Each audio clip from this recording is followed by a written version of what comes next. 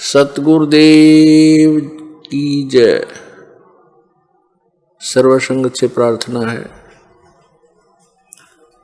सत्संग प्रारंभ हो रहा है। कृपया सत्संग स्थल पर शांतिपूर्वक विराजमान होकर के श्रद्धा से सत्संग सुने। परमेश्वर की प्यारी आत्माओं से पुनर्निवेदन है, सत्संग प्रारंभ हो रहा है। कृपया सत्संग स्थल पर शांतिपूर्वक विराजमान होकर के श्रद्धा से सत्संग सुने। सत्संग के दौरान कोई भी भक्तात्मा अन्य कोई बातचीत ना करे, सत्संग में ध्यान रखे। सत साहिब।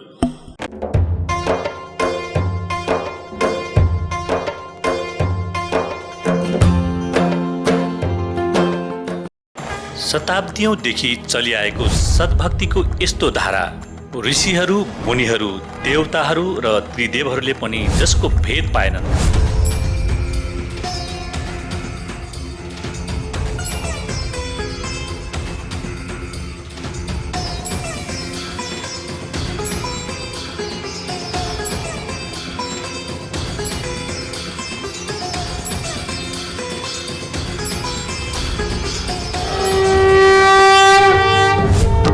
सबैले गर्छन् र हरदम यो सोच पनि राख्छन् कि बस्नका लागि सुविधा सम्पन्न घर होस्, घुम्नका लागि ठुला ठुला बगैँचा, खाना पिउनका लागि स्वादिष्ट भोजन होस्। हामी कहिल्यै बिरामी नहौं, कहिल्यै दुखी नहौं र कहिल्यै नमरौं, हरदम मोज मस्तीमा रहौं। तर के यो सबै सम्भव छ? हामी सबैले यति धेरै भक्ति गर्छौं, व्रत गर्छौं, श्राद्ध गर्छौं, कावर लिएर जान्छौं, मन्दिरहरूमा गएर मूर्ति पूजा गर्छौं,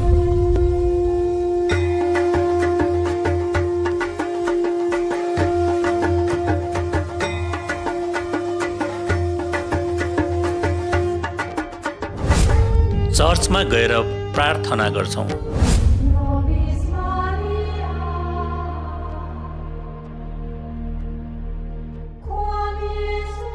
मस्जिदमा गएर नमाज गर्छौं,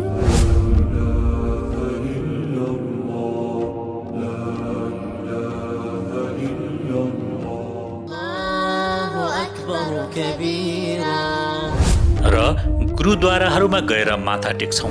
नानक नीच कहे विचार, तान करू रहा करता। तर पनि दुखी किन छौं? तर के तपाईलाई थाहा छ त्यो कुन भक्ति हो जुन भक्तिले मीराबाईलाई विष सेवन गर्दा अमृत बन्यो, भक्त ध्रुव र प्रहलादको रक्षा गर्यो, अन्धाले आँखा र बहिराले कानले सुने, कोढीले काया अर्थात् शरीर पाए, दुखीहरूले सुखी जीवन पाए, मर्ने अवस्था भएकाले नयाँ जीवनदान पाए र असाध्य रोगहरूको निवारण भयो। मलाई डाक्टरले मृत्यु हुन्छ अब बचाउन सक्दैन भन्नुभएको थियो, तर सन्त रामपालजी महाराजको भक्तिले गर्दाखेरिमा उहाँको आशीर्वादले गर्दाखेरिमा मेरो त्यो रोग निको भयो। मेरो बाबाको एक्सरे रिपोर्ट हेर्न सक्नुहुन्छ, कोरोनाको बेलाको। उहाँ त्यति बेला उहाँको लङ्स 75% ड्यामेज भइसकेको थियो। अनि त्यसपछि डक्टरले अब यो लङ्स फेरि मतलब त्यो पूर्ण राम्रो हुने छैन भन्ने पोसिबल छैन भन्ने कुरा गर्यो। तर सन्त रामपालजी महाराजको दयाले उहाँको लङ्स अहिले 25देखि 48 र 48देखि 50+ काम गर्न थाल्यो। मतलब सब चिज नर्मल हुन थाल्यो। सन्त रामपालजी महाराजको दयाले यो सब कुरा पोसिबल भयो। मैले भुइँमा सुत्ने स्थिति थियो, मेरो बुल्लाहरू ओछ्याएर बस्ने समय थियो। मैले साथीसँग आउँदा पनि राम्रोसँग खुवाउन र सुताउन सक्थेन। तर राजनीतिमा हिँड्थेँ, राजनीतिमा हिँड्दा पनि घर कोही मान्छे आयो भने लाज मान्थे। मालिकको दयाले अहिले मलाई केही चिजको कमी छैन, सबै चिज दिनुभएको छ सन्त रामपालजी महाराजले। उहाँ भगवानै हुनुहुन्छ, साक्षात् भगवान हुनुहुन्छ, धरतीमा आउनु भएको छ। मालिकले सबको दुःख कटाउनलाई महापूर्ण परमात्मा हुनुहुँदैछ। मलाई चाहिँ 20-22 वर्षदेखि नसाको बिमार थियो, हात खुट्टामा जाम थियो, नसाहरू, बातको बिमारी थियो मैले कति ठाउँ इलाज गराएँ, कति पैसा खर्च भयो, कति डक्टरहरूलाई देखाएँ। मैले चाहिँ सुरुबाटै मैले गाउँबाट सुरु गरेँ। मैले यहाँ बुटोलका उपचार गरेँ, अनि बुटोलका हस्पिटलमा उपचार नभएपछि म काठमाडौँ गएँ। काठमाडौँको जुन शिक्षण अस्पतालमा उपचार गराएँ, त्यहाँबाट पनि ठिक भएन। अनि बिएनबी हस्पिटलमा उपचार गराएँ, त्यहाँबाट पनि ठिक भएन। वीर अस्पतालमा उपचार गराएँ, त्यहाँबाट पनि ठिक भएन। अनि गएमा गोरखपुरको अग्रवाल हस्पिटलमा गएर उपचार गरेँ, त्यहाँबाट पनि मलाई राम्रो लाभ मिलेन। अनि मलाई चाहिँ एकदम पीडा नै थियो, यो शरीरमा कुनै पनि औषधि खाँदा लाभ भएन, पैसाको मात्रै नाश भइरहेको, पैसा खर्च हुने, अनि चाहिँ रोग ठिक नहुने। त्यस हुँदाखेरि म एकदम चिन्तित थिएँ।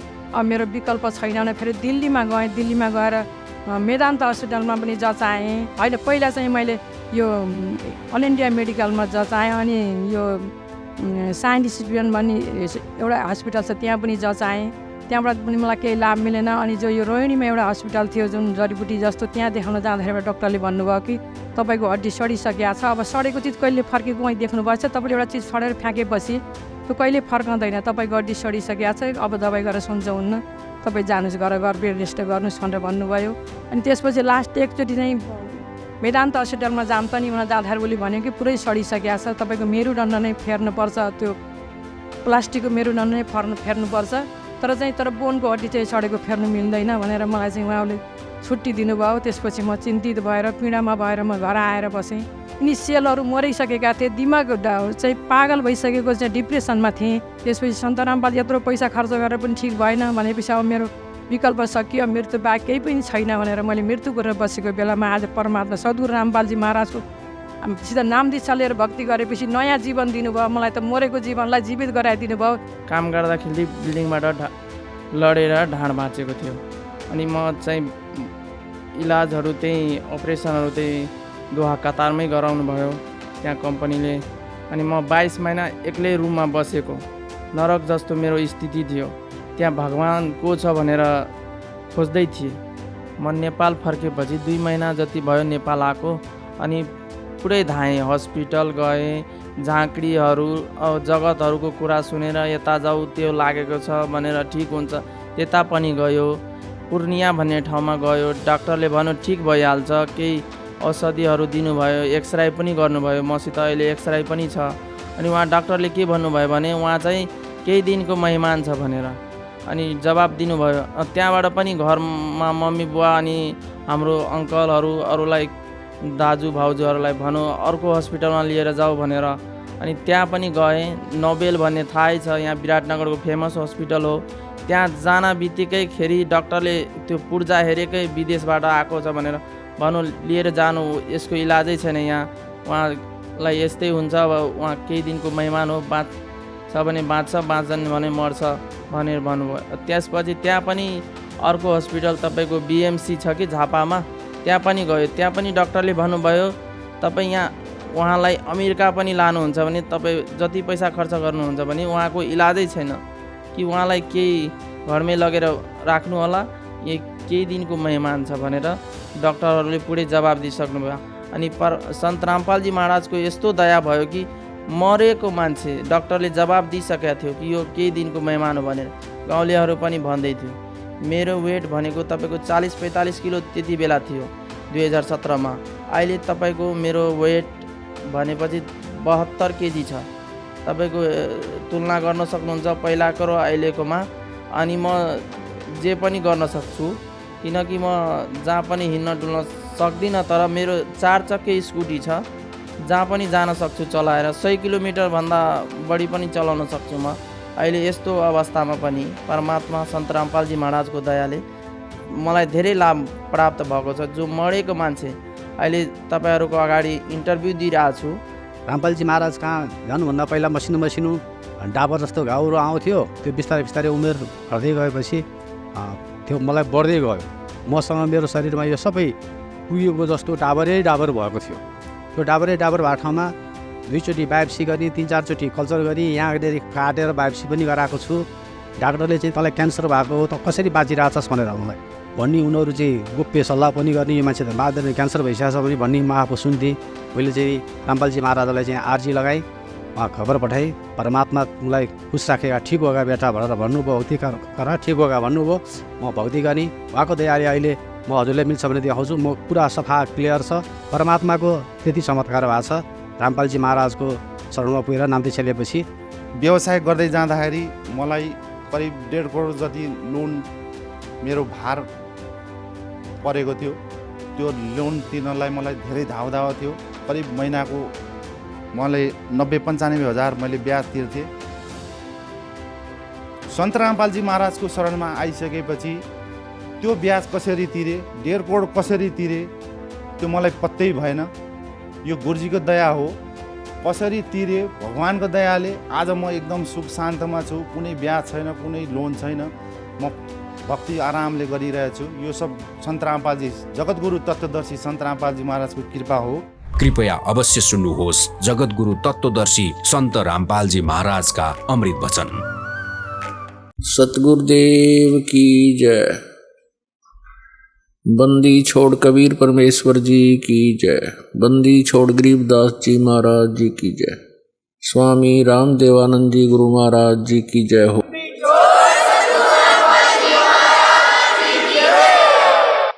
गरीब नमो नमो सतपुरुष को नमस्कार गुरु की नहीं। सुर नर मुनि जन साधुआं संतों सर्वस्ती नहीं। सतगुरु साहेब संत सब डंडो तुम प्रणाम। आगे पीछे मध्य हुए तिनको जा कुर्बान। नराकार निर्विषम काल जाल वैभंजनम निर्लेपम निज निर्गुणम अकल अनुपवेशोन्दनम।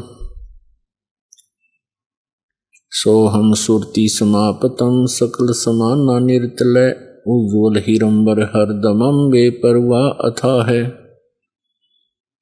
वार पार नहीं मध्यतम गरीब जो सुमर सिद्ध होई। गणनायक गलता ना करो अनुग्रह सोई। पारस पद परवाना आदि गणेश मनाऊं। गणनायक देवन देवा चरण कमल लो लाऊं। आदंत करूं सेवा परम शक्ति संगीतम रिद्धि सिद्धि दाता सोई। अवगत गुण अतीतम सत्य पुरुष निर्मोही। जगदम्बा जगदीशम मंगल रूप मुरारी। तन मन अर्पों शीसम भक्ति मुक्ति भंडारी। सुर नर मुनि जन ध्यावे ब्रह्मा विष्णु महेशा। शेष शेष मुख गावे पूजे आदि गणेशा। इंद्र कुबेर सरीखा वरुण धर्म राय ध्यावे। समर्थ जीवन जी का मन इच्छा फल पावे। 33 कोटि आधारा ध्यावे 88। उतरे बहुजल पारा कट है यम की फांसी। 33 कोटि आधारा ध्यावे 88। उतरे बहुजल पारा कट है यम की फांसी। आत्माले परमात्माको खोजी गरिरहेको हुन्छ। परमात्माको खोजी गर्ने क्रममा गुरुको शरणमा जान्छ। सद्गुरु भेटिए त उसले सद्भक्तिको मार्ग पाउँछ। तर दुर्भाग्य त्यति बेला हुन्छ जब सद्गुरु नभेटिएर जथाभावी गुरुको शरणमा पुग्छ अनि गुमराह भएर धर्मशास्त्र विरुद्ध भक्ति गर्न थालेर आफ्नो जीवन नष्ट गरिरहेको हुन्छ। त्यस्तै अवस्था धर्मदासको थियो। उनी सानैदेखि भक्तिभावमा लीन रहन्थे र परमात्मा पाउने आशामा सधैँ मनन गरिरहन्थे। उनले गुरुको खोजी गरे र रूपदास नामक सन्तलाई आफ्नो परमात्मासम्म पुग्ने पद प्रदर्शकको रूपमा गुरु माने। तर दुर्भाग्य रूपदासजीलाई सद्भक्तिको ज्ञान थिएन। अध्यात्म ज्ञानको क ख सम्म नजानेका रूपदासले उनलाई गीता पाठ गर, त्रिदेवको पूजा गर, 68 तीर्थको यात्रा गर, सधैँ स्नान गरेर पूजा पाठ गर, तिम्रो मोक्ष अवश्य हुन्छ भनेर मन्त्र दिए। धर्मदास पनि गुरुको आज्ञा सिरोपर गरेर भक्तिमा लीन भए। उनी अझ भक्तिको कमाई बढाउन तीर्थाटन गर्न हिँडे। लामो यात्रामा तीर्थाटन गर्न निस्केका उनी बाटाभरि अनेक तलाउहरूमा स्नान गर्दै गीता पाठ एवं विष्णु भगवानको भक्ति गर्दै गइरहेका थिए। परमात्मा कवीरदेवले उनलाई शास्त्रविधि अनुसारको भक्ति बुझाउन बाटोमै जिन्दा बाबाको रूपमा भेट्नुभयो र उपदेश दिनुभयो। बान्धवगढ मध्य प्रदेशका धनी धर्मदासजीको जीवन कहानीबाट मानव मस्तिष्कमा आउने विभिन्न प्रश्नहरूको जवाब मिल्छ। जस्तै प्रश्न नम्बर 1, के जथाभावी गुरु बनाएर भक्ति गर्दा मोक्ष सम्भव छ? प्रश्न नम्बर 2, मोक्ष प्राप्त गर्ने शास्त्र अनुकूलको भक्ति कुन हो?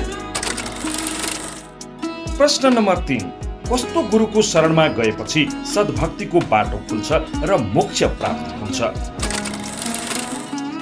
प्रश्न नम्बर 4, तीर्थाटन चाहेर हिँड्दा पाप हुन्छ कि पुण्य? यी सबै प्रश्नहरूको उत्तर धर्मदासजीसँग सम्बन्धित यस विशेष सत्सङ्गमा समेटिएका छन्। हेरौँ है त। धर्मदास जी हिंदू धर्म में जन्मे थे। वैश्य कुल में जन्म था, बाणिया के घर में। बहुत बड़ा धनी परिवार था उसका, लेकिन भगवान की आस्था करी थी। श्री राम कृष्ण और शंकर भगवान की पूजा करता हुआ मथुरा के अंदर पहुंच गया। मथुरा के अंदर पहुंच गया अपने हिंदू गुरु जी के द्वारा दिए गए मार्गदर्शन आधार पर। उनके रूपदास नाम के गुरुजी थे। रूपदास जी ने उनको ये पढ़ाई पढ़ा रखी थी, रामकृष्ण के का जाप जपया कर, शंकर भगवान की पूजा पैरेलल करया करे। विष्णु जी इष्ट रूप में पूजने को बताया था, क्योंकि वो वैष्णु संत थे। अब जब परमात्मा वहां पहुंचे मथुरा के अंदर, धर्मदास जी एक तालाब में स्नान करके, जिसको मथुरा का तीर्थ बताते हैं कि श्री कृष्ण जी यहाँ नहाया करते थे, यहाँ खेला करते थे, उसमें स्नान करके वो बाहर निकला और लोटे में एक जल भर के साथ में रखा हुआ, कुछ स्थान गाय के गोबर और मिट्टी मिला करके मड प्लास्टर किया, कुछ लिपाई करी और फिर उसके ऊपर अपने ठाकुर जी को मूर्ति को, भगवान विष्णु की मूर्ति को रखकर एक थाली में उसको नवाया, कपड़े बदले, फिर उनकी आरती उतारी, जैसा भी वो क्रिया करते हैं कर्मकांड के अंदर। वो ऐसी अपनी नित्य नियम कर रहा था। परमात्मा कहते हैं, गोता मारूं स्वर्ग में जा बैठूं पाताले, कहे कबीर ढूंढता फिरूं अपने हीरे मोती लाल। जैसा कि वेदों में प्रमाण है कि वो परमात्मा ऊपर तीसरे मुक्ति धाम यानी सतलोक में रहता है, रत धाम में। रत माने सत, धाम माने लोक। और वहां से गति करके आता है चलकर, बहुत तीव्र गति से, और अच्छी आत्माओं को मिलता है। उनको ज्ञान समझाता है, यथार्थ ज्ञान देता है। जो दृढ़ भक्त होते हैं उनको पूर्ण ज्ञान बताता है। अपने उस गुण के आधार से वो परमात्मा वहां आए, एक जिंदा महात्मा का रूप बना के धर्मदास जी के पास थोड़ी सी दूरी पर बैठ गए। जिंदा महात्मा मुसलमानों के अंदर होते हैं, उनकी वेशभूषा जो जिंदा वाली होती है, अधिकतर वो जिंदा महात्मा मुसलमानों में होते हैं। लेकिन जन साधारण उनको साधु संत एक जैसे ही मानता है, कोई अंतर नहीं होते हैं। फिर भी जिनको ज्ञान है वो समझ जाते हैं कि ये साधु कौन से मजहब से संबंध रखता है। जैसे आप जैनियों को देखोगे, कद कति नंगे फिर रहे होंगे या मुंह पर पट्टी बांध रखी होगी और नंगे पैरों घूम रहे होंगे, कपड़ा रख लेते हैं शरीर पर। तो उससे पता लग जाता है कौन से धर्म से संबंधित है ये साधक। अब धर्मदास जी से लगभग 50 फुट की दूरी पर परमात्मा विराजमान हो गए। धर्मदास जी क्रिया कर रहा था और उसके बाद उस प्रतिदिन वो जो गीता जी का पाठ किया करता था, 1 अध्याय का डेली, उसने क्या देखा धर्मदास जी ने कि एक मुसलमान संत और तेरी इस साधना को बड़ी गौर से देख रहा है। तो उसने सोचा ये स्वाभाविक होता है प्रत्येक भक्त आत्मा का, वो बेशक किसी मजहब धर्म से संबंधित है, जो भगत होगा धार्मिक होगा उसमें द्वेष नहीं होता। द्वेष और हमारे अंदर ये झगड़े की व्यवस्था ये नकली गुरु ही कराया करते हैं। तो प्रत्येक की ये लगन होती है, इच्छा होती है कि मेरे वाला ज्ञान सही है और इसको अपने वाला ज्ञान बता दूं, इसका भी कल्याण हो। उद्देश्य यही होता है एक दूसरे को ये कहने का कि आपका भक्ति मार्ग ठीक नहीं है, और कोई शत्रु भाव से थोड़ा ही कहा जाता है। तो धर्मदास जी ने ये सोचा कि भाई ये मुसलमान फकीर और हमारी हिंदू धर्म की भक्ति को बहुत लाइक कर रहा है, बड़ा पसंद किए हुए। तो उसने इस दृष्टिकोण से श्रीमद् भगवत गीता अध्याय नंबर 7 का पाठ करने लगा ऊंचे ऊंचे स्वर से, और जैसा भी अनुवाद उसको प्राप्त था अनुवाद भी साथ कर रहा है। जब उसने अपना सारा क्रियाक्रम कर ली तो परमात्मा निकट आकर बैठ गए। जब ये देख लिया कि ये जो धर्मदास है वो तो अंतर्यामी थे, जानते थे इसकी क्या इच्छा है, क्या किस कारण से ये ऐसी ऊंची ऊंचे स्वर में गीता जी का पाठ कर रहा है। वो जान गए थे कि ये कुछ और बताना चाहता है।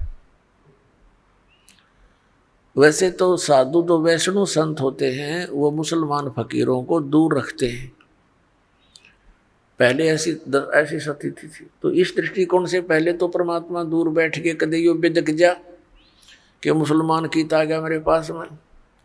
फिर जब देखा कि ये कुछ बताना चाहता है तो निकट आ गए, उसे थोड़ी सी दूरी पर बैठ गए और इस आव भाव से बैठ गए कि जैसे कुछ जानना चाह रहे हों, लेकिन वो आए थे कुछ जनाने के लिए। फिर धर्मदास जी ने सोचा ये तो बड़ा गौर से सुन रहा है, उसने 8वां अध्याय फिर शुरू कर दिया, वो भी सुना दिया। अब कुछ जब उसने अपनी सारी क्रिया कर ली, जब परमात्मा ने कहा कि हे महात्मा जी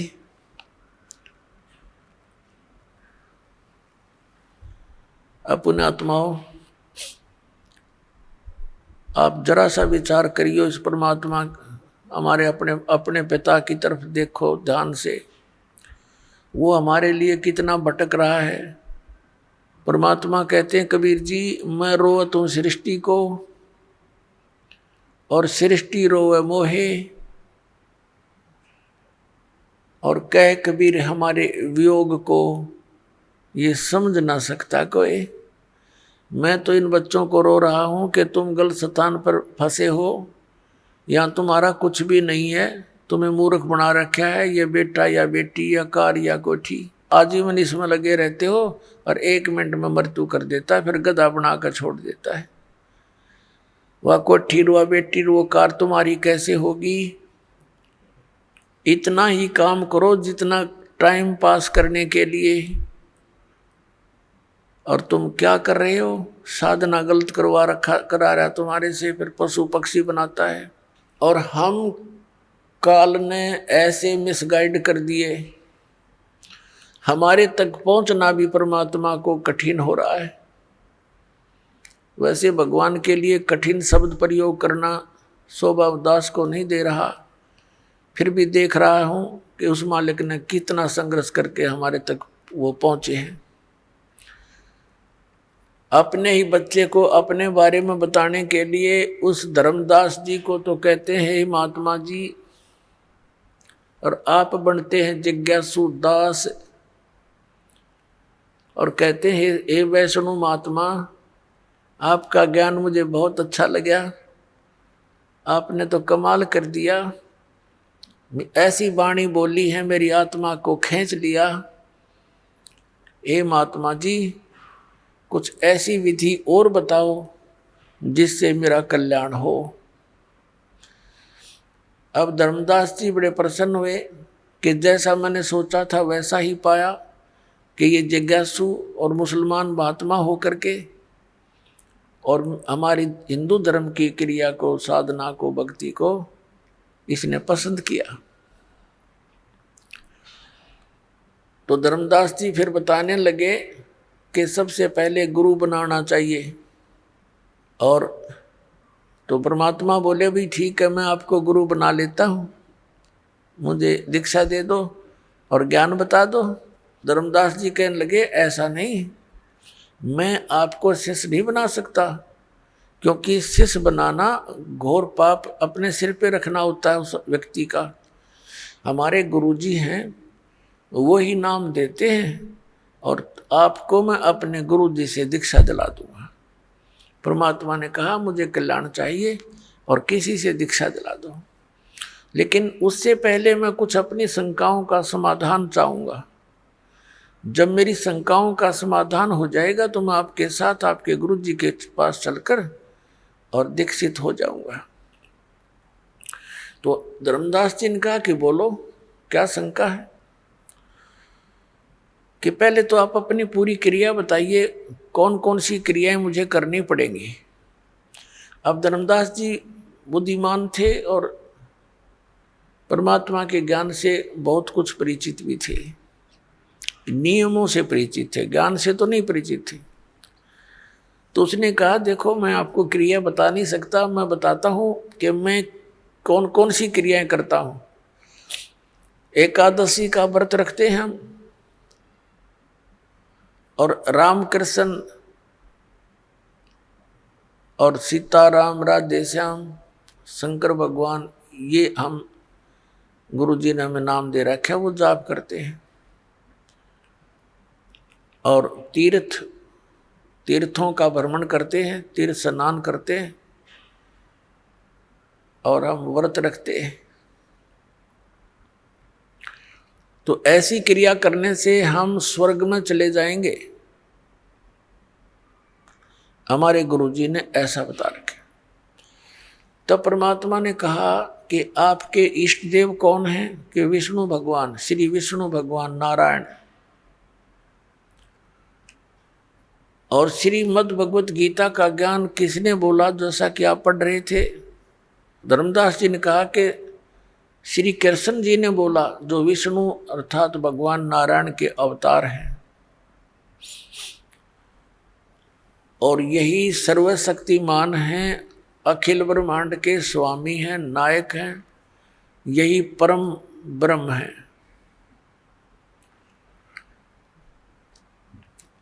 तो परमात्मा ने कहा कि आप अभी गीता पाठ कर रहे थे, गीता के अंदर मैंने और भी कई संतों से सुना है, 18वें अध्याय के 62वें श्लोक में गीता ज्ञानदाता स्वयं कह रहा है कि अर्जुन तू सर्वभाव से उस परमेश्वर की शरण में जा, जिसकी कृपा से तू परम शांति को और सनातन परम धाम को प्राप्त होगा। तो वो परमात्मा तो गीता ज्ञानदाता से अन्य हुआ धर्मदास जी। अब धर्मदास जी को जैसा भी पाठ पढ़ा रखा था इन नकली गुरुओं, धर्म गुरुओं ने, तो वो कहता नहीं जी, नहीं जी, कृष्ण जी अपने बारे में कह रहे हैं, अपने बारे में कह रहे हैं। परमेश्वर ने कहा कि श्री कृष्ण जी विष्णु अवतार हैं। कहा बिल्कुल वही विष्णु जी ही श्री कृष्ण रूप में देवकी जी के गर्भ से जन्मे थे। ठीक। और गीता जी का ज्ञान श्री कृष्ण ने दिया। कहा जी। और श्री कृष्ण जी का जन्म होता है, जैसे विष्णु जी का जन्म मृत्यु होता है कि नहीं? वो कहने लगे नहीं, ये तो अजरो अमर है, सर्वेश्वर महेश्वर है। तो शाश्वत स्थान किसे कहते हैं? धर्मदास जी ने कहा कि शाश्वत का अर्थ है जिसका एंड कभी ना हो, सदा रहने वाला। और आप श्री विष्णु जी को अमर बताते हो।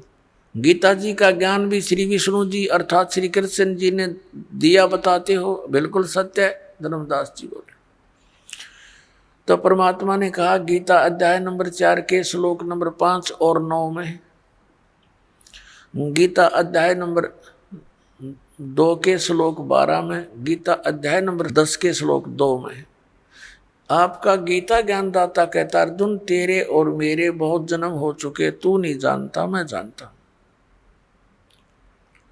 तो ये अविनाशी कैसे हुआ महात्मा जी? अपने आत्माओं जैसा आपने बताया था कि ये पता भी लग जाता है कि सचमुच हम गलत दिशा पकड़े हुए, लेकिन ये पिछला रंग और अहम अभिमान ये काल की मरोड़ी है, या जल्दी सी ठीक ना होती है।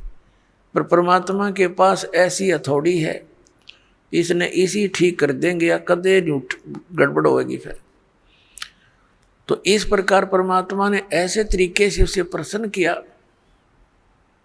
वो सुन्न हो गया। तो परमात्मा ने कहा कि आप तो अजर अमर बताते हो, इनकी तो जन्म मृत्यु होती है। अभी आपने 7वें अध्याय के 29वें श्लोक में पढ़ा कि जो व्यक्ति जरा और मरण से छूटने के लिए प्रयत्न करता है वह उस तत्परम से और सारे अध्यात्म से और सब कर्मों से पूर्ण परिचित होता है। अर्जुन ने पूछा 8वें अध्याय के प्रथम मंत्र में कि वो किम तत्परम, कि जिस तत्परम यानी उस परमात्मा की को जानकर प्राणी केवल यहाँ से जन्म और मृत्यु के रोग से छूटने का ही प्रयत्न करता है, वो किम तत्परम, वो तत्परम कौन है फिर? गीता ज्ञानदाता 8वें अध्याय के 3रे श्लोक में कहता वो परम अक्षर ब्रह्म है। तो ये गीता ज्ञानदाता से तो अन्य हुआ। अब धर्मदास जी बिल्कुल जैसे सांप सूंघ जाया करे ना, ऐसी स्थिति में आ गया, सुन्न हो गया कति। तो गीता ज्ञान दाता से कोई अन्य भगवान है जिसको जानने के बाद फिर संसार की किसी वस्तु की चाह नहीं रहती। फिर परमात्मा ने बताया कि आपने अभी 8वां अध्याय पढ़ा, 8वें अध्याय के 5 और 7 श्लोक में गीता ज्ञानदाता अर्जुन को कह रहा है कि तू मेरी भक्ति कर, मुझे प्राप्त होगा। गीता जी अध्याय नंबर 8 के श्लोक नंबर 8, 9, 10 में तुरंत कहा है कि उस परम अक्षर ब्रह्म की भक्ति करेगा तो उसको प्राप्त होगा। श्रीमद् भगवद गीता अध्याय नंबर 8 के श्लोक नंबर 13 में गीता ज्ञानदाता कहता है मेरा तो एक ओम अक्षर है, ओम इति एकाक्षरम ब्रह्म व्यवहारण मामनुस्मरण ये प्रियाति तजन देहम सयाति परमाम गतिम। मुझ ब्रह्म का केवल एक मंत्र है, नथिंग एल्स, इसके अतिरिक्त कोई नहीं। और जो अंतिम श्वास तक इसका सेवन करता हुआ शरीर त्याग कर जाता है वो उस परम गति को प्राप्त होता है। ओम से मिलने वाली जो परम गति है उसको प्राप्त होता है। परमात्मा ने कहा ओम से मिलने वाली परम गति कौन सी है? ब्रह्मलोक। गीता अध्याय नंबर 8 के श्लोक नंबर 16 में कहा कि ब्रह्मलोक पर्यंत भी ये सभी पुनरावृत्ति के अंदर हैं, वहां गए हुए प्राणी भी जन्म मृत्यु माते हैं। तो ये बात उस गीता अध्याय नंबर 18 के श्लोक नंबर 62 के विषय में खरी नहीं उतरती कि आप कह रहे हो गीता ज्ञानदाता श्री कृष्ण, लेकिन श्री कृष्ण नहीं है ये। श्री कृष्ण जी के अंदर वो काल बोल रहा है, फिर भी वो बुद्धि आपकी वहां नहीं जा सकती। इसलिए ये मानकर चलो कि आप श्री कृष्ण बोल रहे हैं। तो वो स्थिति कैसे प्राप्त हो सकती है? इस तुम्हारे मंत्र ओम से तो ब्रह्मलोक प्राप्त होता है। ब्रह्मलोक में गए हुए प्राणी फिर वापस आते हैं। तो श्रीमद् भगवद गीता अध्याय नंबर 18 के श्लोक नंबर 62 में कहे हुए उस वचन के विपरीत बात होगी। अर्थात आपका भगवान वो गति नहीं करा सकता, वो शाश्वत स्थान प्राप्त नहीं करा सकता। शाश्वत माने जैसे गीता जी अध्याय नंबर 15 के श्लोक नंबर 1 से 4 में चौथे में स्पष्ट किया है कि तत्वदर्शी संत से तत्व ज्ञान प्राप्ति के उपरांत परमेश्वर के उस परम पद की खोज करनी चाहिए जहाँ जाने के बाद साधक कभी लौटकर संसार में नहीं आते। और जिस परमेश्वर ने सब ब्रह्मांडों की रचना की है, केवल उसी की भक्ति करो, गीता ज्ञानदाता कह रहा है।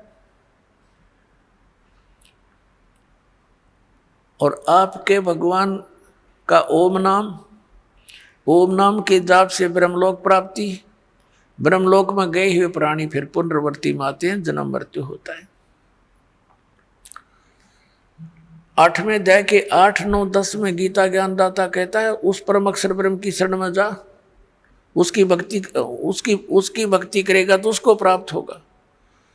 और उस परमात्मा परम अक्षर ब्रह्म के मंत्र का गीता अध्याय नंबर 17 के श्लोक नंबर 23 में कहा कि ओम तत्सदिति निर्देश ब्रह्मण त्रिविद समर्थ। उस सच्चिदानंद घन ब्रह्म का यानी परम अक्षर ब्रह्म के मंत्र को पाने का ओम तत्सत इस 3 मंत्र की मजदूरी है। अपने आत्माओं, ये जो नाम आपको दिए गए हैं, जैसे इस काल के दूतों से विशेषकर राधा स्वामी पंथ, जय गुरुदेव पंथ, धन धन सतगुरु सच्चा सौदा पंथ, सिरसा वाले, इन्होंने क्या ज्ञान दे रखा कि हमने केवल परमात्मा, हमने सतपुरुष की भक्ति करनी है। और ये 5 नाम ये काल के जाप कर रहे थे, ओंकार, निरंकार, ज्योति निरंजन और सोहम और सतनाम।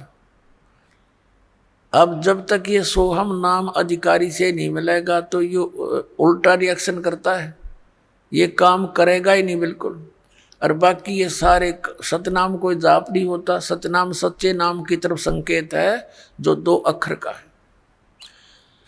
अपनात्मा, ये विशेषकर धन धन सतगुरु सच्चा सौदा सिरसा वालों ने इस बात के डर से कि आम व्यक्ति ये कहने लगा कि नाम तो ये तुम जाप कर रहे हो ज्योति निरंजन काल के, सतलोक कैसे जाएंगे? तो उन्होंने नाम बदल दिए।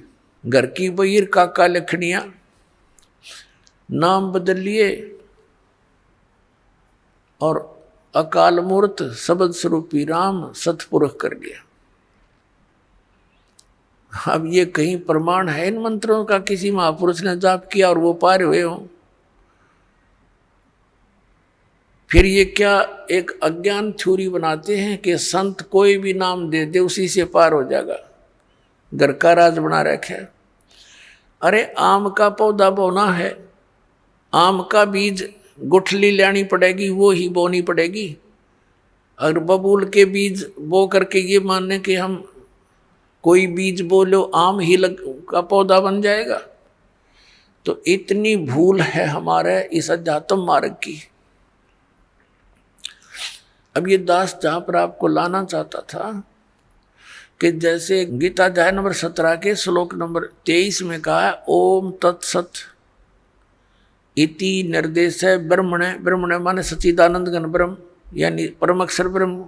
उस परम अक्षर ब्रह्म की प्राप्ति के 3 मंत्र के सिमरण का जाप है और इसके सिमरण की विधि भी त्रिविध है। 3 प्रकार, 3 विधि 3 प्रकार की है। जिनको तीनों मंत्र प्राप्त हैं उन पुण्यात्माओं को ज्ञान है कि ये तीनों मंत्रों की न्यारी न्यारी भक्ति विधि है।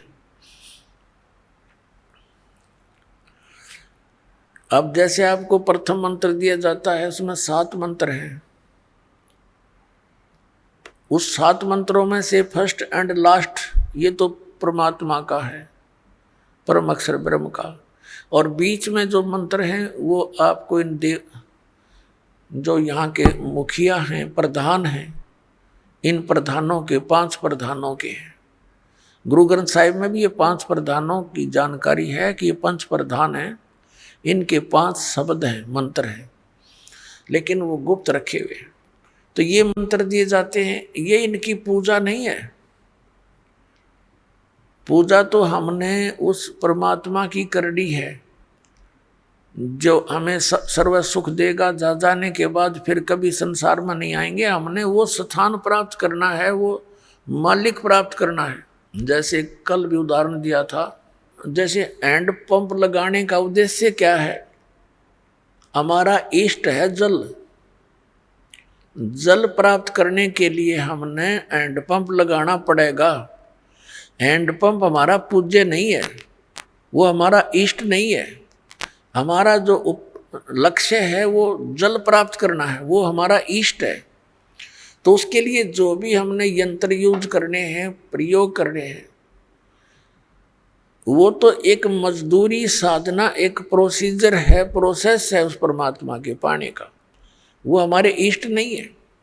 तो इसी प्रकार ये जो मंत्र हम जाप करते हैं, कई तो ये कहते हैं बोली आत्मा कि महाराज जी सत्संग में तो कहते हैं परमात्मा कबीर साहब के अतिरिक्त किसकी भक्ति नहीं करनी चाहिए, किसी की पूजा नहीं करनी चाहिए।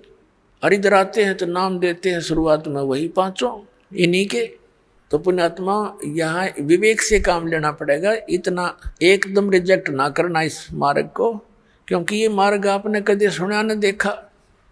अब हम यहाँ रह रहे हैं, एक सह परिवार में रह रहे हैं।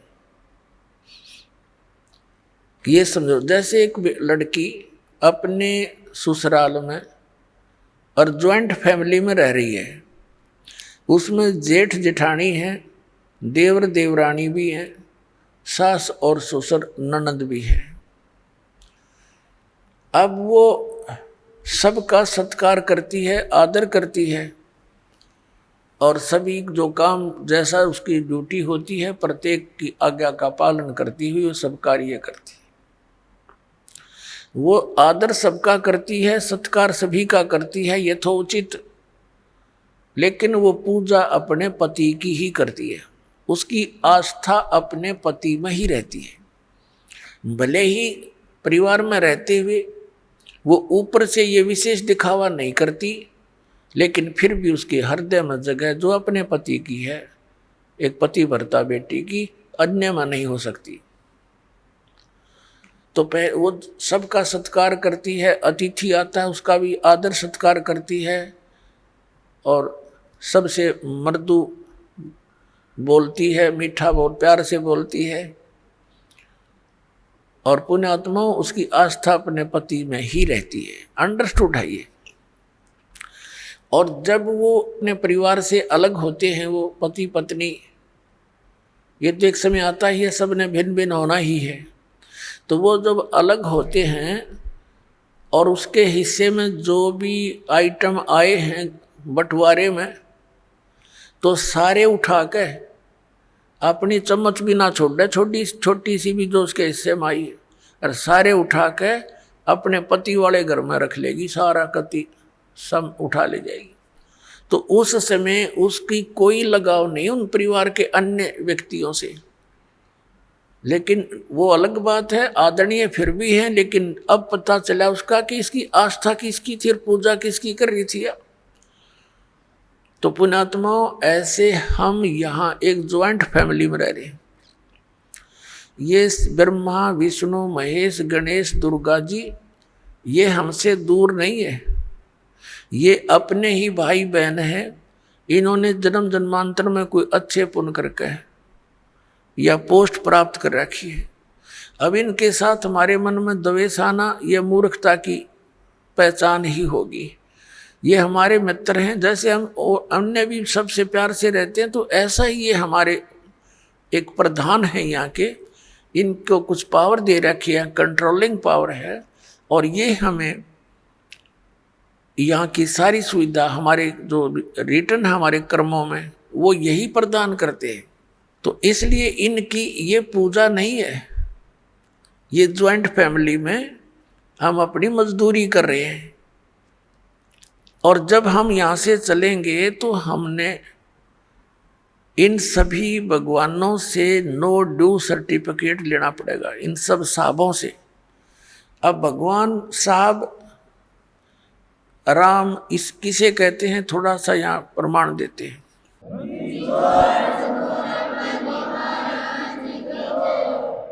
जैसे एक तहसीलदार है, उसको भी साहब कहते हैं,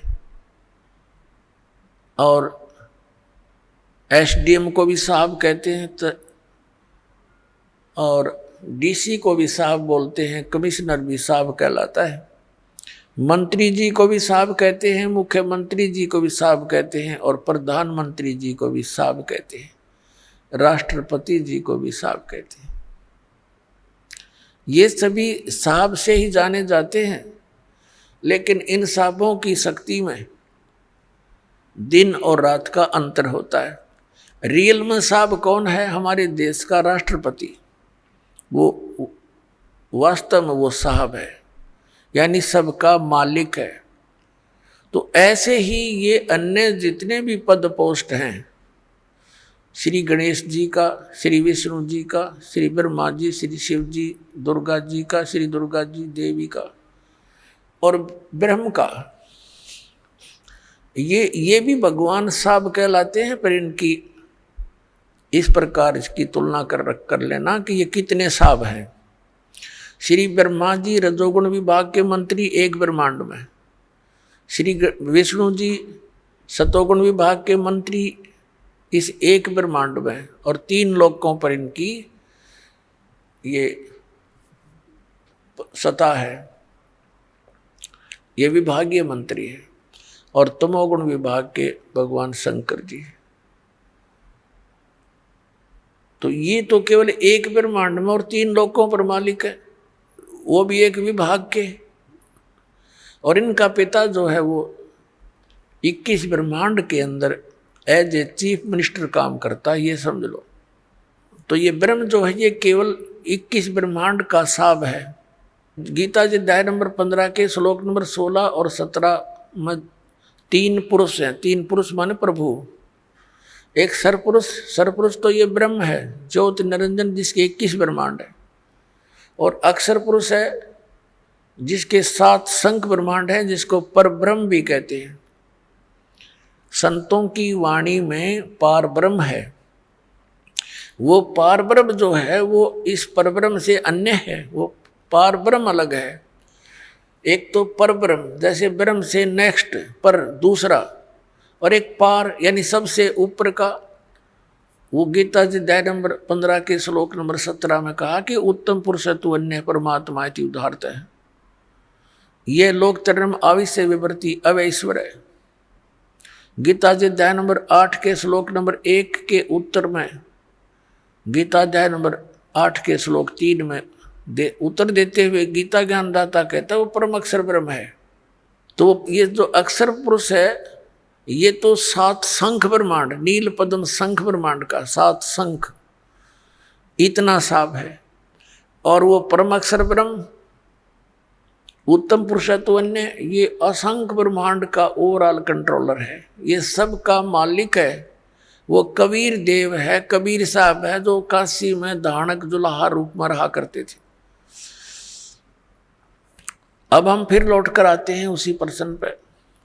अब धर्मदास जी को परमात्मा ये ज्ञान दे रहे हैं कि भी आपकी श्रीमद् भगवद गीता में, गीता अध्याय नंबर 17 के श्लोक नंबर 23 में परम अक्षर ब्रह्म की वो पूजा साधना करने का, उसको पाने का ये मंत्र है, नथिंग एल्स। तो श्रीमद् भगवद गीता जी में ना तो हरे राम हरे कृष्ण राधे राधे श्याम राधे, ना सीताराम, और ना ही ओम नमः शिवाय, ना ओम भगवते वासुदेव नमः। ये मंत्र लाए कहाँ से आप? ये मंत्र कहाँ से लाए आप? गीता जी अध्याय नंबर 16 के श्लोक नंबर 23 में आपकी गीता जी में लिखा है कि शास्त्र विधि को त्याग कर जो मनमाना आचरण करते हैं, ना उनकी गति होती है, ना उनको सुख होता, ना कोई सिद्धि प्राप्त होती है। तो यूजलेस, क्या फायदा डले ढोने का। अब धर्मदास जी ने सारा कुछ सुन लिया, तो परमात्मा बता रहे हैं कि 8वें अध्याय के 8, 9, 10 में गीता ज्ञानदाता कहता है कि उन श्लोकों में कहा कि उस परमात्मा की भक्ति करेगा उसको प्राप्त होगा। उसका मंत्र बता दिया 17वें अध्याय के 23वें श्लोक में कि ये मंत्र है। इसके अतिरिक्त जो भी आप जाप करते हो, इति निर्देश है, फाइनल फैसला आपकी गीता जी में। ओम तत्सत इति निर्देश है। निर्देश है माने डायरेक्शन, बाय ऑर्डर। इसके अतिरिक्त कोई मंत्र नहीं। और तुम कहोगे कि ये पुराणों में लिखा है, फलाना लिखा है, तो पुराण अलग चीज है। पुराण किसी ऋषि और इस ब्रह्मा के सत्र की है, और गीता और वेद जो हैं ये गॉड गिवन ग्रंथ हैं, ये परमात्मा का विधान है। और पुराणों के अंदर जो आदेश है किसी अन्य ऋषि और इस ब्रह्मा विष्णु महेश के सत्र का है, ये भगवान नहीं है।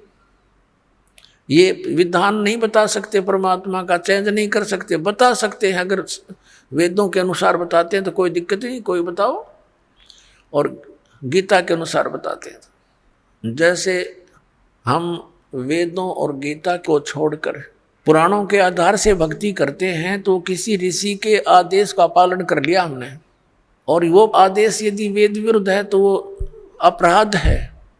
जैसे एक मित्र था किसी व्यक्ति का, दरोगा जी SHO, और उसका कोई पड़ोसी उसने तंग घना करे था। उसने अपने मित्र SHO से कहा कि ऐसे ऐसे एक व्यक्ति मुझे बहुत तंग करता है, कुछ समाधान बता। उसके मित्र SHO ने कहा कि तू मार लठ उसका, माप देख लूँगा।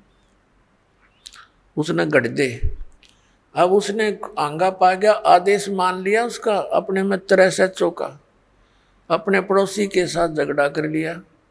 झगड़े में उसका कान पर लठ लग गया, मर गया उसका पड़ोसी।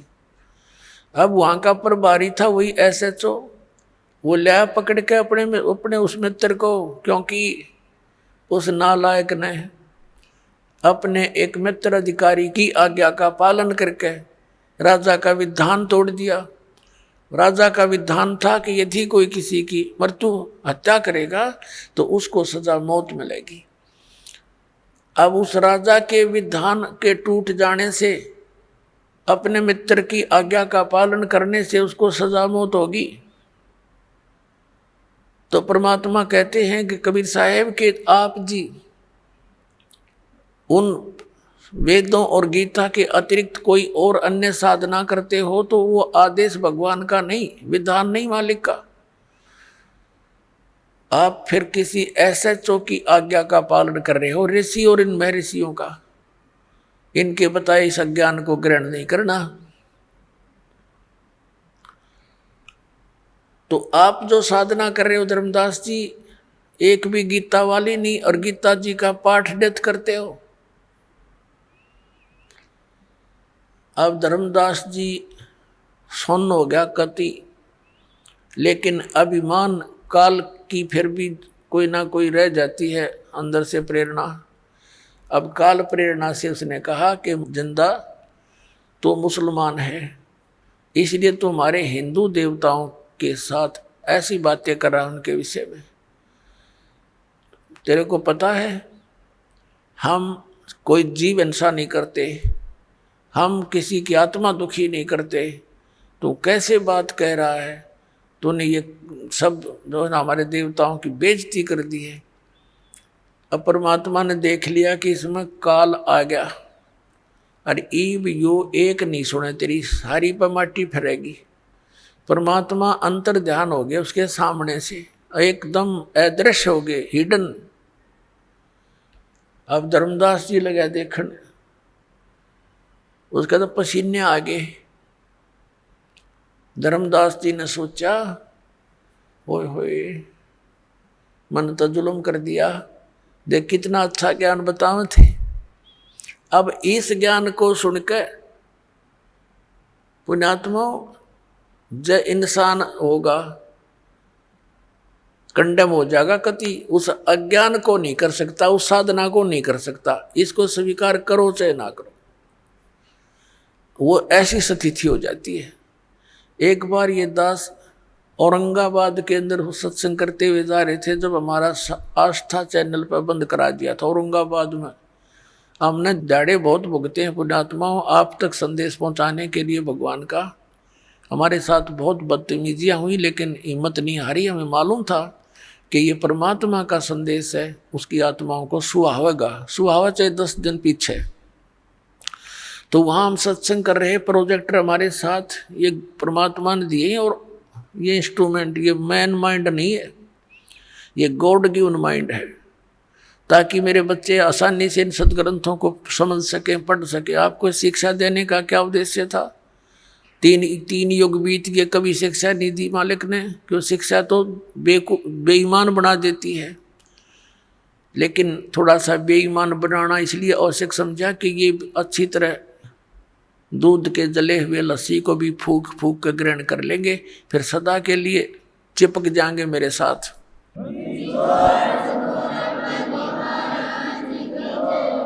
हम वहाँ प्रोजेक्टर पर ये सारा कुछ दिखा रहे थे। अब वो बुद्धिमान लोग निकट सी थोड़े से भगत आया करते, संगत 200 से 400 मुश्किल से आराम से न खूब प्रोजेक्टर पर दिखता था। साथ वो घर जाकर मिलाते। 5 दिन का सत्संग था, पहले दिन सुना, नोट कर लिए सारे फटाफट उन्हें, घर जाकर मिलाए, क्योंकि घर घर रखी है सबके गीता और ये पुराण। वो तो ठगे से रह गए। अगले दिन आए, फिर उन्होंने सोचा नाम ले लें। नाम लेने के लिए जब सोचा तो उनको नियम बताए। वो कहने लगे शराब तो हम जरूर निकाल लेंगे, अस्थि तो हम अवश्य उठाएंगे। कोई बात हुई है? ये नियम तो हम नहीं पुगा सकते। भाई नियम नहीं पुगा सकते तो हम मंत्र नहीं दे सकते। तो उन्होंने उपदेश नहीं लिया, लेकिन उन्होंने एक से कहा कि अब हम कितने जोगे नहीं छोड़े। अब वो रामकृष्ण की भक्ति कर नहीं सकते, और यह हमने मिली नहीं, हमारे साथ बनेगी क्या? तो उनको समझा गया कि अपन दीक्षा लो और भक्ति करो जो करनी है। फिर न बोले फिर देखेंगे, फिर हम आगे वहाँ से फिर कद देखेंगे। तो पुण्यात्माओं, इस ज्ञान को सुनकर उन्होंने खुद ये कहा कि अब वो भक्ति तो हम कर नहीं सकते, उस योग्य तरह कोई ना इधर के रहे ना उधर के। उनको सिर्फ काल ने तो ये कई गड्ढे खोद रखे हैं, कोई से मतलब फंसेगा यो। और सारी बात मान ली, न बोले श्राद्ध तो निकालने पड़ेंगे अपने पूर्वजों के। अब इतना समय होता नहीं कि सब टॉपिक पर उसको थोड़ी सी देर में समझा दें, तो उसके लिए सारा ज्ञान, ये अध्यात्म ज्ञान आपने समझना पड़ेगा, रह कर सुनना पड़ेगा, तो फिर आप पर बात सेट हो जाएगी। तो कहने का भाव ये है कि इस ज्ञान को सुनकर जरा सी भी बुद्धि रखता होगा और साधना नहीं कर सकता इस पृथ्वी पर। तो फिर क्या हुआ, धर्मदास जी ने अब ना तो वह भक्ति और करी, अपनी जो ले रहा था कागज पत्र सारे धर दिए तय करके। अब बता के करूं, फिर इसका मंत्र गीता में नहीं, आराम इसने रटन लाग रहे। अब श्याम ने सो गया और रोवे अंदर अंदर कि भगवान अब कह दे वो संत साधु फिर आ जावे। हे दाता, मैं कति बहस नहीं करूं, विवाद नहीं करूंगा, अब क्या करूं, मैं तो ठगया सा रह गया, मेरा तो सब कुछ लुट गया। ये भक्ति तब करने की इच्छा कति नहीं बनती। सारी रात ऐसे ही करवट बदल बदल कर बखत से उठ लिया। अब उसने सोची खाना बना, उठ कर वक्त खाना बना लिया ना, तो वो पहले लिपा पोती कराया करता, पूजा पाजा की सारी सामग्री जुटाया करता, रोटी बनाने लग गया वक्त से उठ कर। अकीब क्या करूं बता, और तो कोई काम रहा नहीं। अब खाना बनाने के लिए जंगल से लकड़ी तोड़ कर ला रखी थी शाम को, सुबह वक्त से यानी सूर्य उदय होने से पहले लकड़ जला लिए। एक मोटी लकड़ी, अन्य सहयोगी लकड़ी लगा कर चूल्हा जला दिया, आग अग्नि जला दी, प्रज्वलित कर दी। अपना खाना बनाया, सब्जी बनाई, फिर रोटी बनाई। धीरे धीरे वह लकड़ी जलती जलती चूल्हे के निकट आ गई, पिछला हिस्सा उसका। तब तक सूर्य उदय होने वाला हो गया, प्रकाश सा खूब अच्छा हो गया। अब उसकी नजर कहाँ गई? उस मोटी लकड़ी के पिछले हिस्से पे, एंड पर।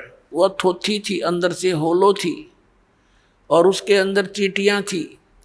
चींटियां अपने अंडे ले लेकर बाहर निकल रही थी, और उस लकड़ी के पिछले हिस्से पर कुछ गिल्ली होने के कारण, जलने के कारण, एक तरल पदार्थ सा तेल की तरह उबल रहा था। उसके पिछले हिस्से पर एक थोड़ी सी आधी गीली लकड़ी हो थोड़ी बहुत, तो उसका एक ऐसा तरल पदार्थ सा पीछे उबल रहा था, पिछले एंड पर उबलता रहता है। अब वो आगे तो अग्नि फूंक रही, बाहर निकलने की चेष्टा करें तो उसके ऊपर गिर गिर के वहां जल रही, चटक चटक हो रही है। अब उसका ध्यान गया, रो तेरे की जुल्म कर दिया, ओहो हुआ तो बड़ा घोर पाप हो गया। भगत दयालु होते हैं। अब उसने सोचा, हे भगवान, आज तो अनर्थ हो गया, इतना पाप जिंदगी में कभी देखा नहीं। अरे यार, इतनी लंबी लकड़ी थी, हाँ, इसमें तो पता नहीं लाख जल गई, 50,000 जल गई है भगवान, चींटियां। अब उसने फटाफट वो जल बुझा दिया, जल डालकर लकड़ी तो, और सोचा कि इसे पाप के अन्न को मैं नहीं खाऊंगा, इस पाप के भोजन को नहीं खाऊंगा, किसी साधु संत को खिला दूंगा। इस उद्देश्य से सारे भोजन को लेकर रखकर थाली में चल पड़ा, क्योंकि मथुरा के आसपास ये भगत साधु संत घूमते ही रहते हैं। उस समय परमात्मा ने हिंदू साधु का रूप बना लिया, लाल से कपड़े अपने ऊपर कर लिए, और हिंदू धर्म के लोग ऐसे ही लोगों को साधु मानते हैं। धर्मदास जी ने देखा कि सामने एक महात्मा बैठा है, उसके पास गए और कहा, महात्मा जी भोजन खा लो। परमात्मा ने कहा, रख दे धर्मदास, भूख लगी है भाई। अब धर्मदास जी ने देखा कि ये आदमी मुझे कैसे जानता है, ध्यान किया, और ऐसे लगता है कुछ देखा हो, लेकिन वेश बदल रखा भगवान ने। सोच लिया कि मैं भंडारे करता रहता हूँ, कभी आया होगा भंडारे में महात्मा, धर्म यज्ञ में। तो कहा, महाराज भोजन खा लो। का अच्छा भाई। अब परमात्मा कबीर जी ने क्या किया, लोटे में जल ले रखा था अपने में, उसमें से जल लिया चुलू में, एक मंत्र हा बोला, और पूरी बात पर छटक, जितना भी भोजन था सारे पर छिटक दिया, छींटे मार दिए। उसी समय सारे भोजन की चींटी बन गई, और सारी थाली काली हो गई, और चींटियां अंडे मुंह में लेकर के बाहर निकलने का प्रयत्न कर रही हैं, पूरी थाली में घूम रही हैं, भोजन नहीं रहा। तब परमात्मा उसी रूप में आगे, जिस रूप में पहले दिन वार्ता हुई थी, और कहा, रे धर्मदास, कल क्या कह रहा था कि तुम कोई जीव हिंसा नहीं करते, तेरे से तो कसाई भी अच्छा, इतनी चींटी पाप का भोजन तो मुझे खिलाने लाया था। चरण पकड़ लिए, पैरों में गिर गया, हाथ जोड़े, हे भगवान गलती होगी, हे परमात्मा माफ कर दो मुझे, मालिक मैं नीच गणा हूँ, और पिछला यो गंदा रंग मेरा घना चढ़ रहा था, दाता मेरे से गलती बन गई, रो बुरी तरह। हे भगवान मुझे कुछ और ज्ञान बताओ, आपने तो इधर का छोड़ा ना इधर का, मैं तो सारी रात करवट बदल कर काटी दाता। तब परमात्मा ने कहा, अब सुन ले, ज्ञान सुनाऊं, कि जो साधना तू कर रहा है बच्चा, ये तेरे को घोर नरक में डालन की है। कहाँ से चल कर आया है तू? बांधवगढ़ से आया हूँ महाराज। बांधवगढ़ मथुरा से कितनी दूर है? कि लगभग 800 किलोमीटर, 700 750 किलोमीटर।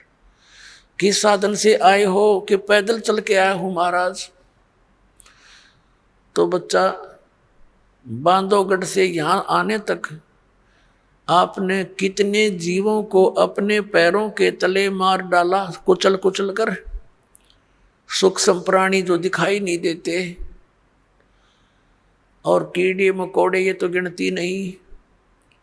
पुण्य तेरे को एक नहीं, क्योंकि इस जोड़ में नानते के फायदा।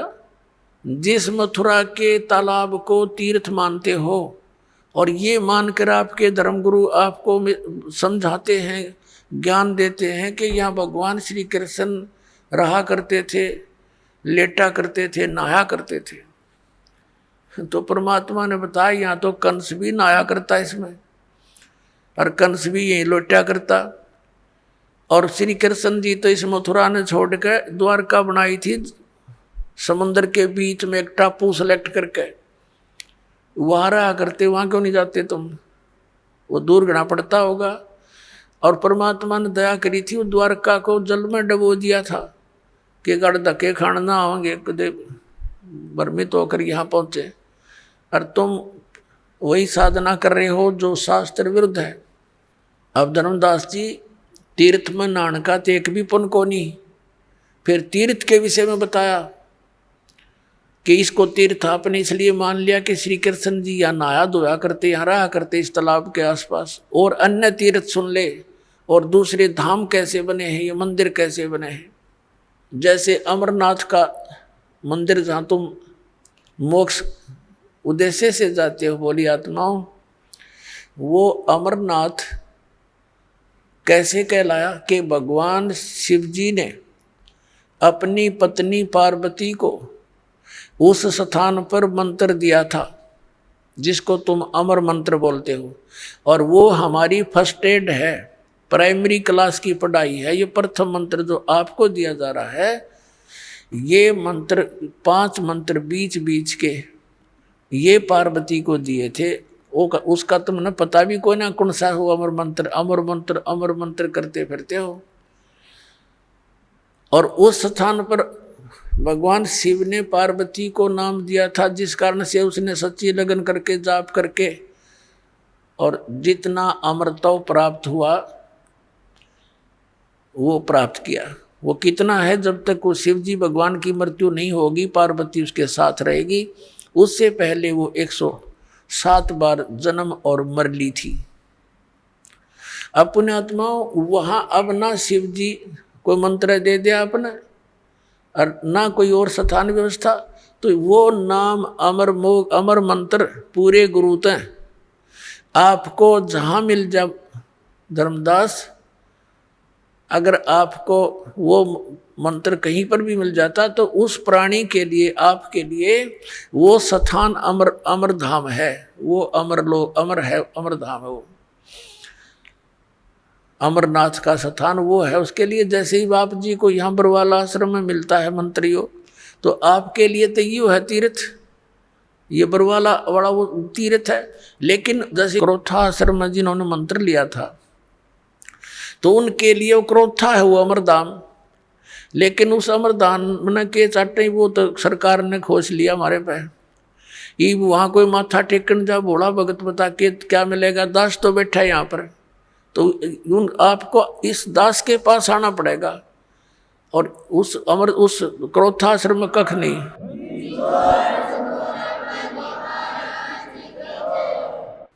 तो इस प्रकार उनको समझा के फिर बताया।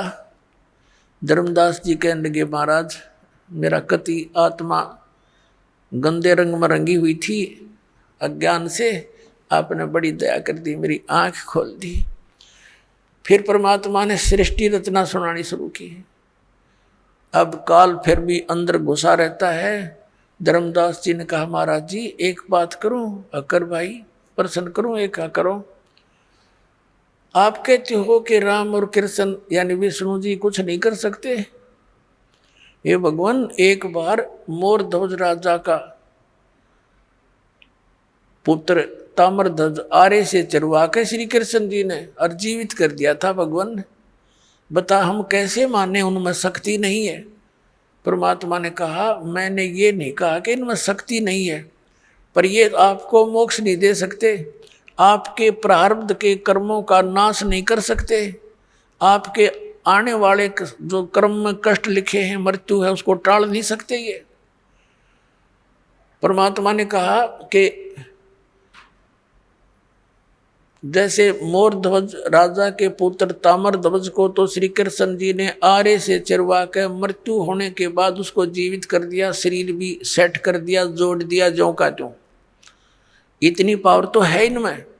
लेकिन इनका सगा भांजा अभिमन्यु प्रथम दिन युद्ध में मारा गया था, चक्रव्यूह में। सुभद्रा श्री कृष्ण जी की बहन थी, अर्जुन के ब्याही थी, और प्रथम दिन ही अभिमन्यु मर गया था। श्री कृष्ण रोए, सुभद्रा रोए, पांचों पांडव रोए, उनका कुल नाश हो रहा था। तब तेरे श्री कृष्ण जी ने जीवित क्यों ना करा वो अभिमन्यु।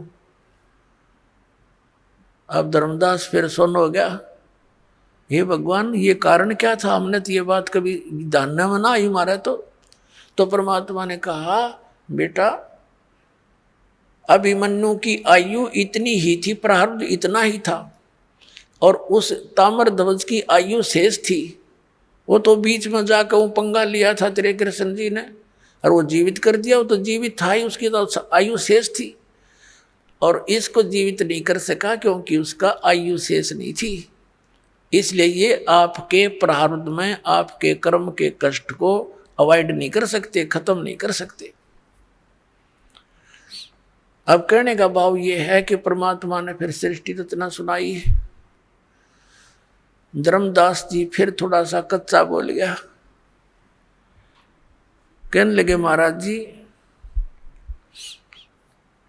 जैसे सुदामा जी का थोड़े से चावल खा के और एक महल बना दिया था सुंदर। परमात्मा कहने लगे, भाई तेरी बुद्धि तो कति गड्ढे में पड़ी है बेटा। अरे के कला तोड़ दिया, एक महल बना दिया था, एक मंत्री बनवा दिया अपने मित्र का, इतना महल था, यहाँ के मंत्री राजा लोग बना दे। इस तो मोक्ष हो गया उसका, सुदामा का। ना मोक्ष श्री कृष्ण का, जन्म मृत्यु कृष्ण की मिटे, श्री कृष्ण की मिटे नहीं, ना सुदामा की उसके पुजारी की।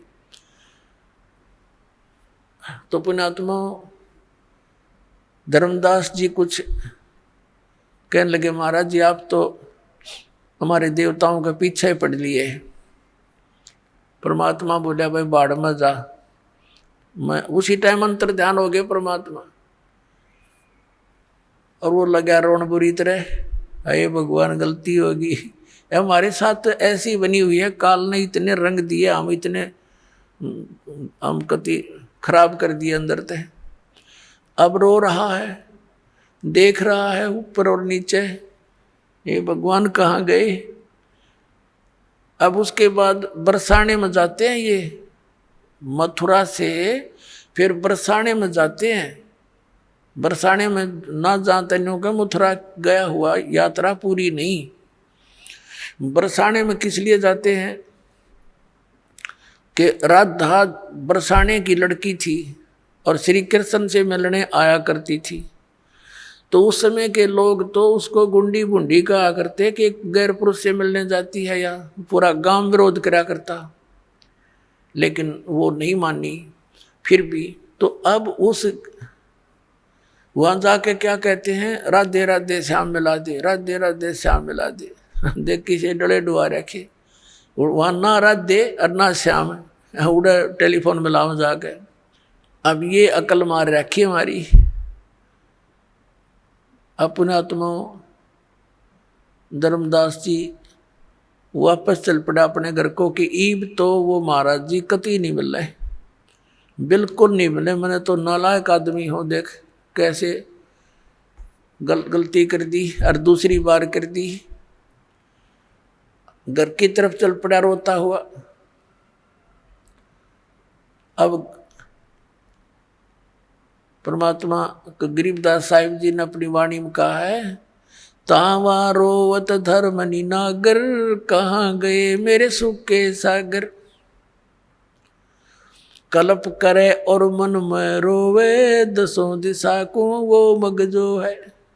दसों दिशा को ऊपर न देखे, कदे ऊपर न उड़ गए हों, साइड में हों, इधर हों, पीछे हों, कदे नीचे खड़े हों कहीं। कहते हैं कल्प करे और मन में रोवे, दसों दिशा को वो मग जो है। अधिक वियोग हुआ हमसे ती, जैसे निर्धन की लुट जा खेती। बेग मिलो कर हूँ अपघाता, मैं ना जीऊं सुनो विधाता। अब रो रहा है क्योंकि मालिक जल्दी दर्शन दे दो, हे विधाता अब मैं जीऊं नहीं गा आपके वियोग में। ऐसा ज्ञान अचंभ सुनाया, ओए होए, ऐसा अचंभित करने वाला ज्ञान आपने मुझे सुनाया।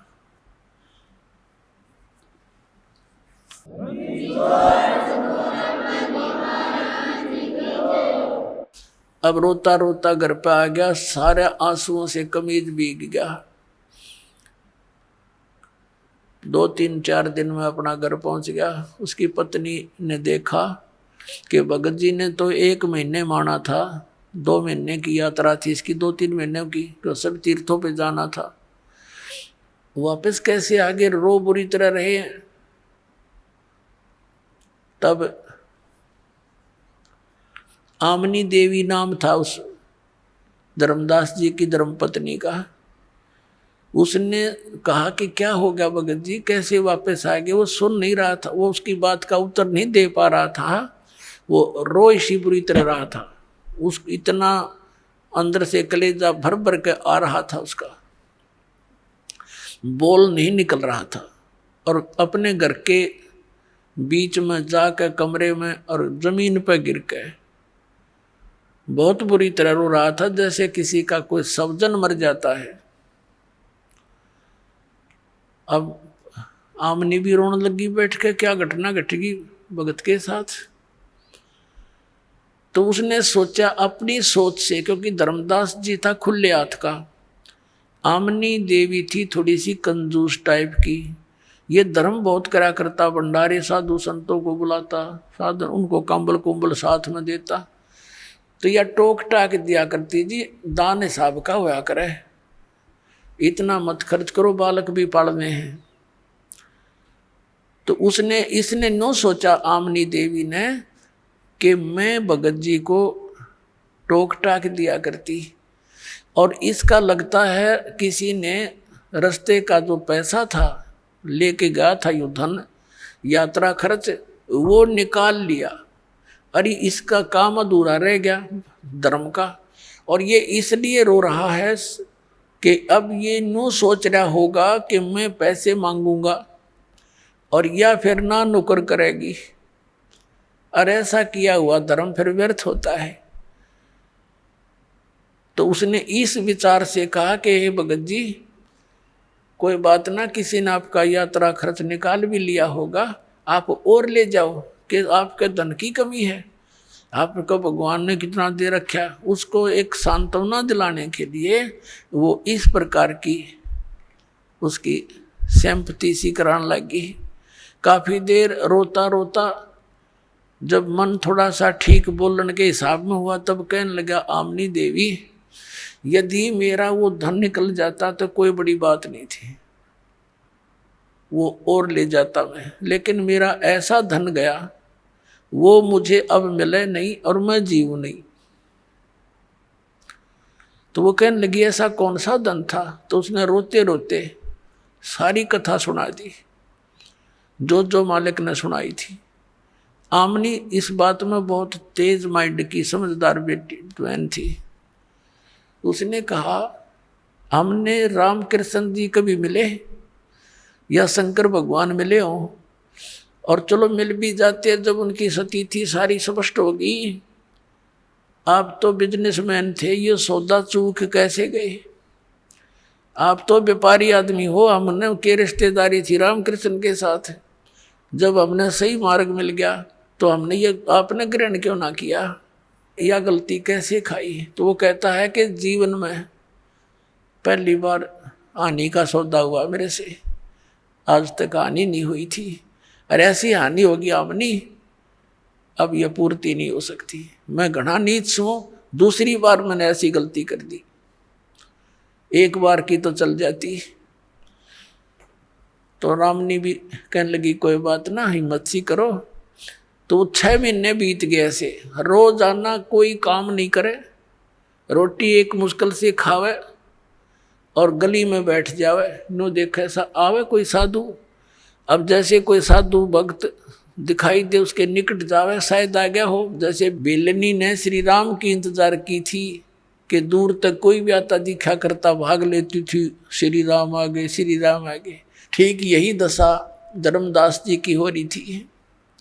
एक दिन उसने सुना कि कोई गांव के बाहर एक जंगल था, छोटा सा वन, उसमें एक महात्मा आया है। गांव के लोग श्रद्धालु बहुत होते थे, सभी जा रहे हैं दर्शनार्थ।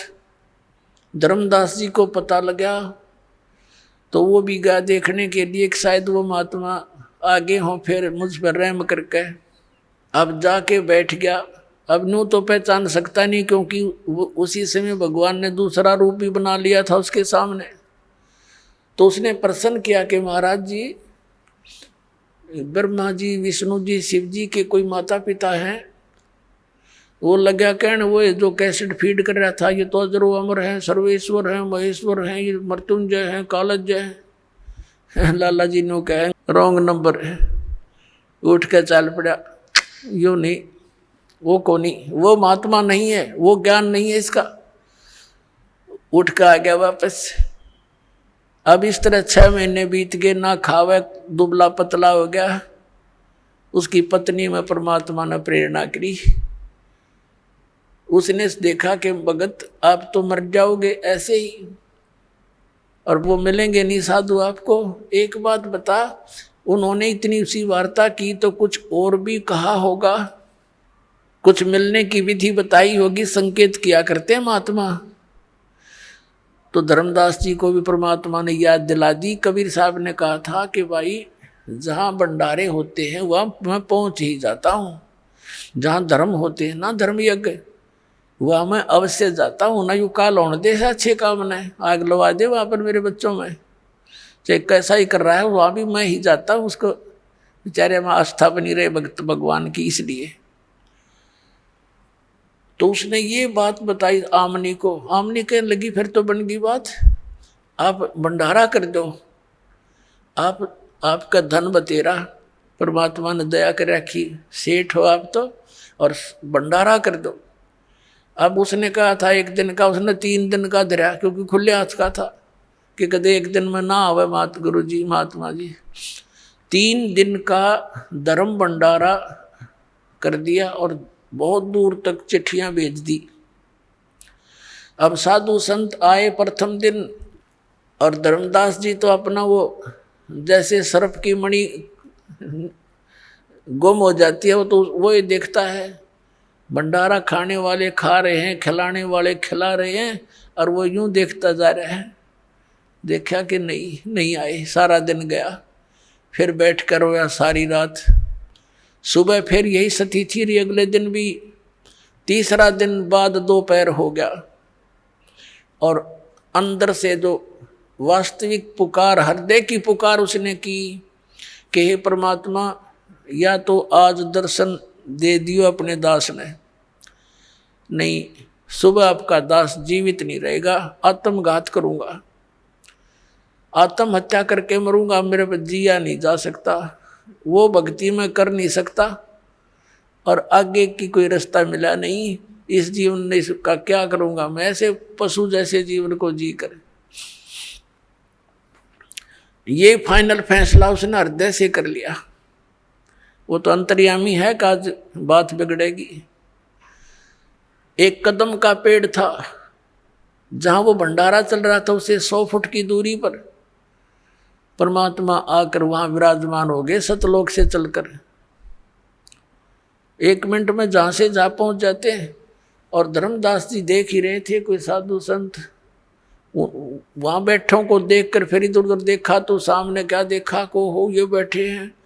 एकदम दौड़ा दौड़ा गया और निकट से देखा कि ज्यों का त्यों स्वरूप है, और जिंदा महात्मा का रूप है।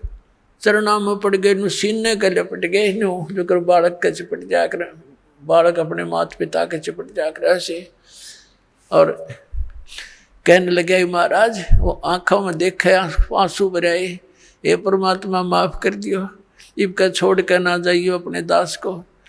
उसका न्यू हो रहा कि वे चले ना जा, छोड़ू नहीं कती, चाहे क्यों करके मैं करना पड़े, कुछ भी करना पड़े।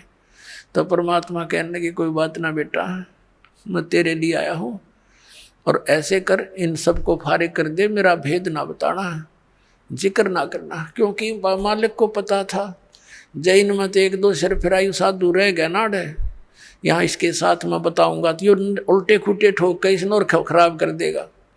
तो परमात्मा ने कहा इन्हें निकाल फटाफट तुम। और वो हाथ जोड़े, महाराज जाइयो ना, अकना बेटा मेरा वचन है नहीं जाऊंगा। तो उन्हें फटाफट आकर उनको विदा किया, जो देना जाना था वो फारिग करे। और महाराज जी चलो दास की कुटिया है। अब घर ले आए भगवान को। आमनी देवी ने कहने लगा कि आजा आजा मेरा पा गया धन।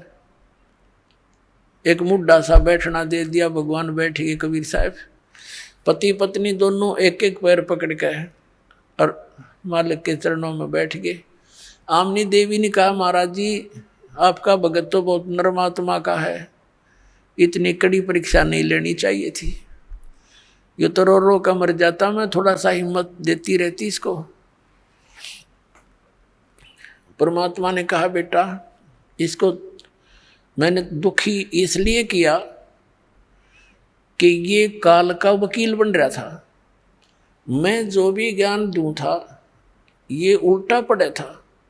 अब जैसे लोहे को गर्म करता है कारीगर और सही गर्म हो ले तब उस पर चोट लगावे तो जो चाहे वो बना सकता है, और ठंडे लोहे पर ते सारे गणना झाड़ दे कोई असर नहीं होता।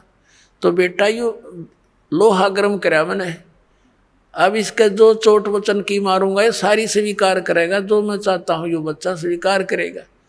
और नहीं तो मैंने 2 दिन हो गए थे इसके लिए माथा मारते ने, हाँ भर ले फिर मुकर जा, यू सारी मानेगा। हाँ जी सारी मानूंगा, कति मानूंगा, मानने की बात से लाला जी था, कति हाँ बरे, दोनों नाम ले लिया, दीक्षा ले ली। परमात्मा बोले भाई ठीक है मैं जा रहा हूँ फिर मिलूंगा। अच्छा महाराज जल्दी आइयो। अब क्या किया परमात्मा ने, उसने मन में सोची, सारी कथा सुन रखी थी कि किसी प्रकार वो लोक दिखाई दे। परमात्मा अपना गवाह बनाना चाहते थे। उस आत्मा को निकाला सूक्ष्म रूप में आकर और सतलोक में लेकर गए। पीछे से धर्मदास जी बेहोश हो गए, 3 दिन और 3 रात तक अचेत पड़े रहे, मरे नहीं, दिल धड़कता रहा, श्वास चलती रही लेकिन अचेत थे। रिश्तेदार इकट्ठे हो गए, आसपास का गांव जितने भी थे सब बहुत गुणे लोग, क्योंकि सेठ था, जंतर मंत्र झाड़े, सब दवाई जड़ी बूटी कर ली, कोई आराम नहीं हुआ। और परमात्मा निकाल कर ले गए। सतलोक में सारी सती थी दिखाई, जैसे परमात्मा ने अन्य आत्माओं को दिखाया था। आदरणीय मलुकदास साहिब जी को, आदरणीय नानक साहिब जी को, आदरणीय दादू साहिब जी को, आदरणीय गरीबदास साहिब गाँव छुड़ानी जिला जदर वाले को, आदरणीय घीसा दास साहिब जी गांव खेखड़ा जिला मेरठ उत्तर प्रदेश वाले को। ये तो दास के नोटिस में है, बाकी और तो बहुत कड़े पुण्यात्माओं को साथ ले गए होंगे। तो ऐसे धर्मदास जी को भी सब दिखा दुखू कर वापस छोड़ा 3रे दिन। और धर्मदास जी जब उठे सचेत हुए, महाराज जी कहाँ हैं, महाराज जी कहाँ गए, कहाँ गए, अरे कहाँ गए। अब घर वाले ने सोचे चलो ये भगवान जीत गया, यूँ जीवित तो हो गया। और परमात्मा ने कहा था मैं काशी के अंदर भाई जुलाहे का काम करूँ और सतनाम दूंगा, वहाँ आ जाइए। अब फिर वो कहाँ रुका था, सीधा पहुँचा वहाँ पर काशी में। वहाँ देखा भगवान के चरणों में गिर गए और फिर सारी वार्ता हुई। अब पुण्यात्माओं, दास ने क्या बताना चाहा था शुरुआत में कि आप जी जो है कितने पुण्यकर्मी प्राणी हो। परमात्मा ने उस समय कहा था, धर्मदास ने जब देख लिया आँखों सारा और कहा भगवान आपको देख लिया, सारी स्थिति का पता लग गया, ब्रह्मा विष्णु महेश से मेरी वार्ता आपने करवा दी, ये अपने आप के हमारा नाश जन्म मृत्यु होता है। तो इसका मतलब मालिक ये वेद और जितनी भी कुरान पुराण सारी झूठी है। तब परमात्मा ने कहा बेटा ये वेद और किताब झूठे नहीं भाई, झूठे हैं ये समझे ना, इनमें सारा कुछ लिखा मेरे बारे में, और सच्चाई जो है इसमें सारा कुछ है। ब्रह्मा विष्णु महेश की जन्म मृत्यु होती है, इनके माता पिता हैं, इन पुराणों में सारा लिखा है। लेकिन बेटा अभी इसको डिस्क्लोज ना करना। और फिर जब कलयुग 5500 वर्ष बीत जाएगा तब मैं इस अपने बच्चों को अपनी महिमा से परिचित कराऊंगा। तो धर्मदास ने कहा है भगवान अभी तो कलयुग का अच्छा सा समय है और पिछली पीढ़ी आवेगी, उस समय तो कलयुग में और घने लोग बिगड़ जाएंगे। परमात्मा आज आपकी बात को कोई मानने को तैयार नहीं, उस समय कौन स्वीकार करेगा?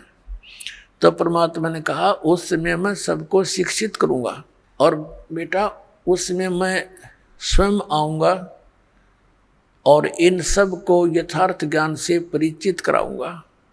तो पुण्यात्माओं धर्मदास जी को समझाया कि धर्मदास मेरी लाख दुआई, ये सार नाम की दबार ना जाई, और सार नाम बार जो पढ़ी बिचली पीढ़ी हंस नी तरही। फिर दोबारा कहा कि धर्मदास मेरी लाख दुआई, ये मूल ज्ञान की दबार ना जाई, ये जो ज्ञान मैंने तुझे बताया अभी ये डिस्क्लोज ना करना यो, नहीं तो ये बिचली पीढ़ी हंस नी तरही। मूल ज्ञान तू तब तक छुपाई जब तक ये 12 पंथ मिट जाए। ये 12 काल के जो पंथ चले हैं ये अपना कह सुन देंगे सारी कुछ, ये सारे चल लेंगे जब तक इनका एंड हो लेगा जो कुछ ये कहना चाहते हैं उसका। और फिर मैं स्वयं जाऊंगा या अपना अंश भेजूंगा। मालिक ने कहा है कि जो गरीबदास जी का 12वां पंथ होगा, ये 12 पंथों में से अंतिम पंथ, तो उसी में आगे चलकर मैं आऊंगा। तो परमात्मा नहीं आए तो दास भेज दिया।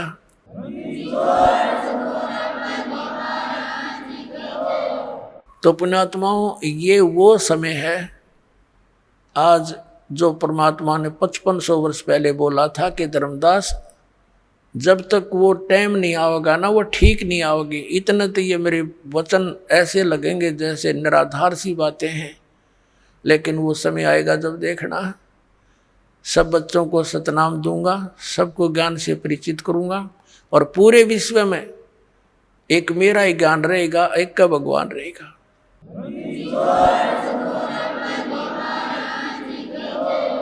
और सबको सतनाम दे करके पार करूंगा, मेरा वायदा है। तो पुण्यात्माओं आज आपका जन्म इस समय में है। आप कितने पुण्यकर्मी प्राणी हैं, कोई लेखनी नहीं, दास के पास कोई शब्द नहीं जो आपकी किस्मत को बता सकूं। धन है आपके माता पिता जिनसे जन्म हुआ। बोलो सतगुरुदेव।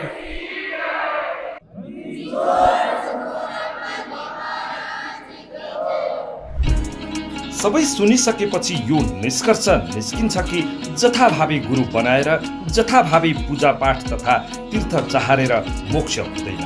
मोक्ष प्राप्त गर्न त सद्गुरुको शरणमा गई गुरुवचन अनुसार शास्त्र अनुरूप भक्ति गर्नुपर्छ। धन्यवाद। अहिले तपाईहरूले सुन्नुभयो जगद्गुरु तत्त्वदर्शी सन्त रामपालजी महाराजको मङ्गलमय सत्सङ्ग प्रवचन। आउनुहोस् अब सुन्नेछौँ ती भक्तहरूका अनुभव जसले सन्त रामपालजी महाराजको शास्त्र प्रमाणित ज्ञानले प्रभावित भई मन्त्र दीक्षा लिएर अनेकौं लाभहरू प्राप्त गरे। दर्शक वृन्द, मदिरा सेवन र जुवा तासको खराब लतले मानिसको जीवन नर्क बन्दछ। उसमा राक्षसी प्रवृत्ति आउँछ, दया र करुणाको भाव हराएर जान्छ। मदिरा सेवन गरी घर परिवारमा ताण्डव मच्चाएर उसले घरको सुख शान्तिमा डढेलो लाउँछ। कसैलाई पनि शान्तिले बाँच्न दिँदैन। बारा जिल्ला निवासी विनोद चौधरीको घर परिवारको पनि यस्तै अवस्था थियो। उनी मदिरा सेवन र जुवाको लतमा लागेर यति बिग्रिसकेका थिए कि घर परिवारको समेत कुनै प्रवाह थिएन।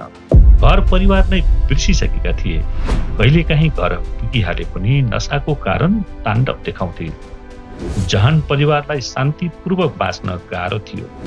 हवापूर्ण जीवन र अशान्तिले पिरोलिरहेको बेला कसरी उनको नारकीय जीवनमा उज्यालो छायो, उनकै मुखबाट यो कहानी सुनौ। नमस्कार सर। नमस्कार सर, तपाईँको नाम के होला? मेरो नाम विनोद चौधरी। तपाईँ कहाँबाट आउनुभयो? म बारा जिल्ला जितपुर सिमरा उपमहानगरपालिका फतेहपुर 12 नम्बर वार्ड। तपाईँले सन्त रामपालजी महाराजबाट मन्त्र दीक्षा कहिले ग्रहण गर्नुभयो? म 2014 मई 22 तारिक। सन्त रामपालजी महाराजबाट मन्त्र दीक्षा ग्रहण गर्नुभन्दा पहिले तपाईँ के कस्ता भक्ति साधनाहरू गर्नुहुन्थ्यो? शिवजीको पूजा आजा गर्थे, बोलबम जान्थे। हाम्रो यहाँ काठघाट भन्ने एउटा शङ्करजीको मेला आजा हुन्थ्यो, त्यहाँ सधैँ जान्थे। अनि नुन्थर पहाड एउटा भन्ने छ हाम्रो, त्यहाँ गएर जल चढाउँथे, लिएर आउँथे, पैदल त्यहाँबाट आउँथे, हामी हिँडेर आउँथे। तपाईँको लमसम 60 किलोमिटर हिँडेर त्यहाँबाट आउँथे। हाम्रो यो बारा जिल्ला महादेव भन्ने स्थान छ, काठघाट भन्ने ठाउँमा। अनि त्यहाँसम्म बोकेर आउँथे अनि जल चढाउँथे। अनि भन्दाखेरि तपाईँको यो बजरङ्गबलीको मङ्गलबार र शनिबारको दिन भोकै दिनभरि बस्थे, अन्न पनि नखाइकन। अनि 12 बजे राति भएपछि अलिअलि पानी पिउँथे या कहिलेकाहीँ फलफुल खाइदिन्थे। अनि त्यस पश्चात भोलि भएपछि अनि नुहाउँथे धुवाउँथे। अनि जुन गर्नुपर्ने थियो बजरङ्गबलीको त्यो अब फेरि टिकाटालो गर्थे, हनुमान चालिसा पढ्थे। तपाईँको अर्को एउटा ओम भूर्भुवः स्वः तत्सवितुर्वरेण्यम् भन्ने त्यो एउटा साधना पनि गर्थे सधैँ। त्यो बिहान बिहान नुहाई धुवाई गरेर। अनि पिपलको जरामा पनि गएर पानी पटाउँथे मङ्गलबार र शनिबार। यस्ता मेरो बुढीले पनि तपाईँको बिहिबार भन्ने एउटा बृहस्पतिको व्रत थियो, त्यो पनि गर्न लगाउनु हुन्थ्यो। नुहाउन पनि नदिने, कपडाहरू पनि धुन नदिने, साबुन लगाउनै नहुने भनेर त्यस्तो एउटा व्रत भन्ने बृहस्पति थियो, त्यो गर्थे म। अनि यस्तो सोमारी के हुन्थ्यो त्यो शिवजीको, त्यो पनि गर्थे। गाउँघरमा यसो काथा पूजा एउटा सत्यनारायण भन्ने थियो, त्यो पनि गर्थे सधैँ। मतलब त्यस्तो हुँदाखेरि मलाई भन्थ्यो कि तिमी आएर बस्देऊ, यो गर्देऊ भनेर भन्थे।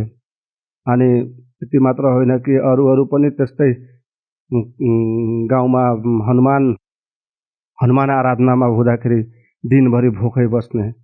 अनि 7-8 बजेसम्म भोकै बसेर पानी पनि नखाइकन त्यसमा सेवा सत्कार र भक्तिभाव गर्थे। अनि यस्तै दिनचर्या चलिरहन्थ्यो। तपाईँले भन्नुभयो कि सन्त रामपालजी महाराजबाट मन्त्र दीक्षा लिनुभन्दा पहिले हिन्दू देवी देवताहरूको भक्ति साधना गर्नुहुन्थ्यो, बोलबम जानुहुन्थ्यो र विशेष गरेर शिवजी र हनुमानजीको भक्ति साधना गर्नुहुन्थ्यो। अनि कुन कुराले सन्त रामपालजी महाराजको शरणमा जान प्रेरणा जाग्यो? सन्त रामपालजी महाराजको शरणमा जानुपर्ने कारण घरमा अलि सुख शान्तिको लागि भन्नुपर्दा सर्टकटमा। अनि त्यसभित्र अन्तर्गत पर्ने तपाईँको आफू बहुत रक्सी सेवन गरिन्थ्यो। तपाईँको ड्युटी जानुभन्दा पनि अगाडि अलिकति भए पनि पिएर नै गइन्थ्यो। तपाईँको ड्युटी पश्चात छुट्टी हुन्थ्यो त 9-10 बजेसम्म घर नआइकन रक्सी पिएरै आउँथे, नपिइकन राम्रै नलाग्ने। तपाईँको रक्सी पिएपछि साँझमा घर आइसकेपछि साथीहरूले भन्थ्यो जाउँ अलि जुवा खेल्न जाउँ। अनि घरमा पनि अब बुढीलाई केही नभनिकन या कुनै दिन यसो फोन भएको बेला फोन गरिदिन्थे कि म आउन सक्दिनँ, म यताउता साथीहरूकोमा गएको छु, झुट्टो बोलेर तास र जुवा खेल्थे। रातभरि खेलेपछि अब बिहान अब त्यस्तै अब नसा अलिक कम हुन्थ्यो। अनि बिस्तारै बिस्तारै घर पुगिन्थ्यो। अनि बुढी नखाइकन यत्तिकै सुतिरहन्थ्यो। अनि भोलि सोद्धाखेरि त खाना खायो? अनि भन्दाखेरि खाएन, झस्किन्थ्यो। अनि मलाई रिस उठ्थ्यो रिस उठेपछि अब त्यसैमा अब बुढीलाई खुब कुट्दिन्थे। कुटेपछि त अब त्यही हो झगडा कलह बढ्दै जान्थ्यो बुढी र मेरो बिच। अनि फेरि 2-4 दिन म फेरि शान्त हुन्थेँ। आफैमा यसो सोच्थेँ कि म दारू पिएर होला, तपाईँको रक्सी खाएर होला, जुवा पनि साह्रै खेल्थेँ। यस्तै कुलतहरूबाट म मुक्त हुनको लागि शराब रक्सी छोड्नको लागि र घरमा बहुत कलह एकअर्कामा हुन्थ्यो बुढी र मसँग। यो सब छोड्नको लागि, मुक्त हुनको लागि म सन्त रामपालजी महाराजको शरण ग्रहण गरेका छौँ। सन्त रामपालजी महाराजको शरणमा तपाईँ कसरी पुग्नुभयो? सन्त रामपालजी महाराजको शरणमा मेरो फ्याक्ट्रीमा 3 जना साथीहरू नाम दीक्षा लिएर आउनु भएको रहेछ। त्यो अनि थाहा पाएपछि उहाँहरूसँग केही ज्ञानको कुरा भयो कि यस्तो यस्तो कुलतबाट छुट्नको लागि यस्तो यस्तो नाम दीक्षा लिएपछि सबै छुटेर जान्छ। अनि नाम दीक्षा गएर म लिएँ। तपाईँले भन्नुभयो कि सन्त रामपालजी महाराजबाट मन्त्र दीक्षा लिनुभन्दा पहिले विभिन्न प्रकारका नशाहरूको सेवन गर्नुहुन्थ्यो। के अहिले उहाँबाट मन्त्र दीक्षा लिइसकेपछि ती नशाहरूबाट छुटकारा पाउनुभयो त? सन्त रामपालजी महाराजबाट नाम दीक्षा लिएपछि म यो सबै छोडिसकेँ। सन्त रामपालजी महाराजबाट मन्त्र दीक्षा प्राप्त गरेपछि अरू के कस्ता लाभहरू प्राप्त गर्नुभयो? सन्त रामपालजी महाराजजीबाट नाम दीक्षा लिएपछि थुप्रै लाभहरू भयो, जसमध्ये म विशेष लाभहरू बताउँछु। उहाँसँग नाम दीक्षा लिइसकेपछि मेरो यो सर्वप्रथम यो नशा र कुलत र मानव जीवन के हो भन्ने बुझियो। कहाँ कहाँ भट्किरहन्थे यो, अनि त्यसबाट म मुक्त भएँ कि मानव जीवन वास्तवमा पाइएको छु म भनेर थाहा पाएँ। अनि यो मानव जीवनलाई कसरी साकार गर्ने भनेर बुझियो। अनि दोस्रो के छ भने कि म यो सब मानव जीवनको बुझिसकेपछि वास्तवमा जीवन उज्यालोको खोज रहेछ भनेर बुझियो। मेरो अर्को लाभ, हजुर सँगै साथीले एउटा कोरोना भयो, मैले सँगै उसँग खाइदिएँ। अनि उसले चेक गराउन जाँदाखेरि कोरोना उसको भइहाल्यो। अनि मैले गएन, लाज लाग्यो कि म जान्न भनेर। अनि मलाई भित्रभित्रबाट परमात्मासँग म प्रार्थना गर्थेँ, परमात्मा मेरो यस्तो यस्तो जस्तो भएको छ, हे परमात्मा। सन्त रामपालजी महाराजको दयाले अनि बिस्तारै बिस्तारै ठिक हुँदै गए। अनि त्यसपछि मेरो पायल्स भन्ने एउटा कुनै रोग रहेछ, अनि दिशामा रगत आउँथ्यो। अनि त्यो पनि सन्त रामपालजी महाराजबाट नाम दीक्षा लिएपछि सङ्कट कटेर गयो। यो पनि एउटा ठुलै लाभ भयो।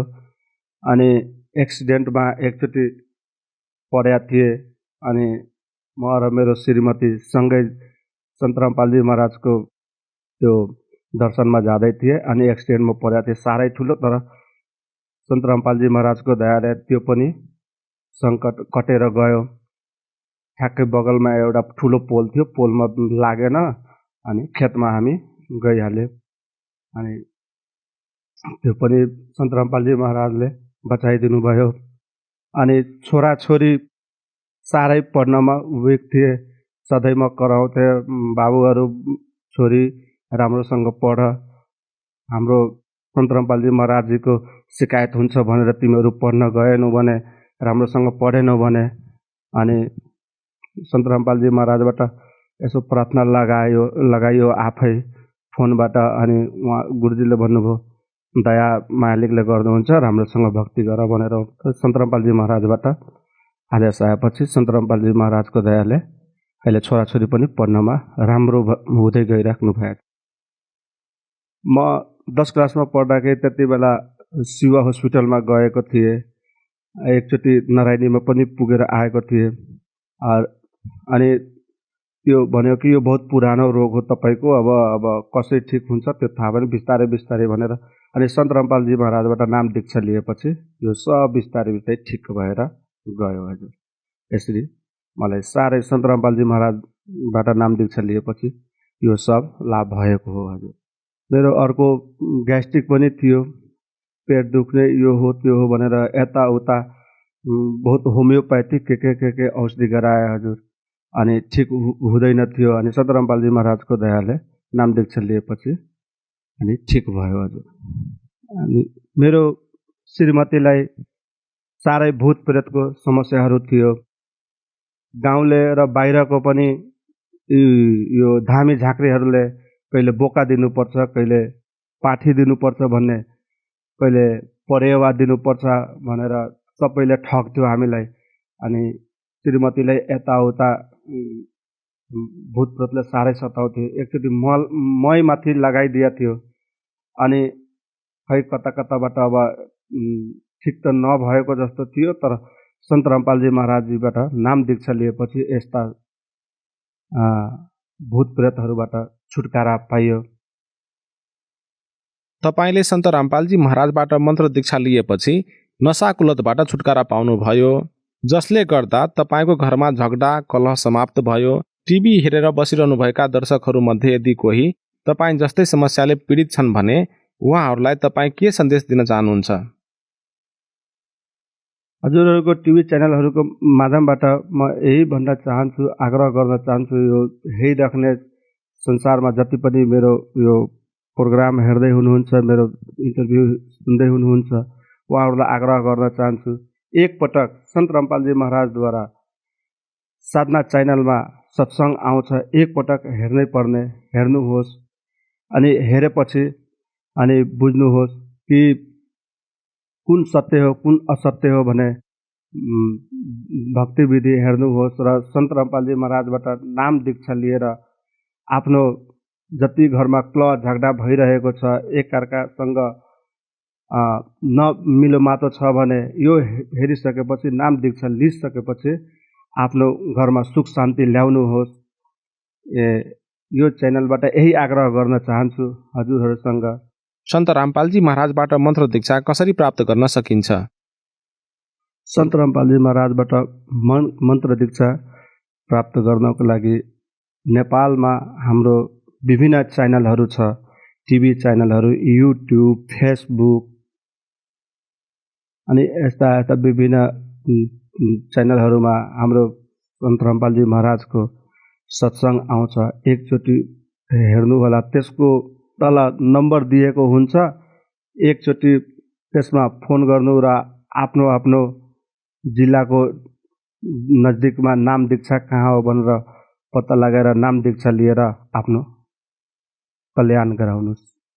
सन्त रामपालजी महाराजबाट मन्त्र दीक्षा लिन कति शुल्क बुझाउनु पर्छ?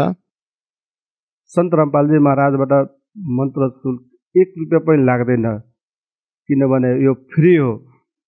अनि त्यहाँ जाँदाखेरि मन्त्र दीक्षा लिएपछि त्यहाँ चाय बिस्कुट पनि खुवाइन्छ, अरू 1 रुपियाँ लाग्दैन त्यहाँ। धन्यवाद हजुर। सत साहेब।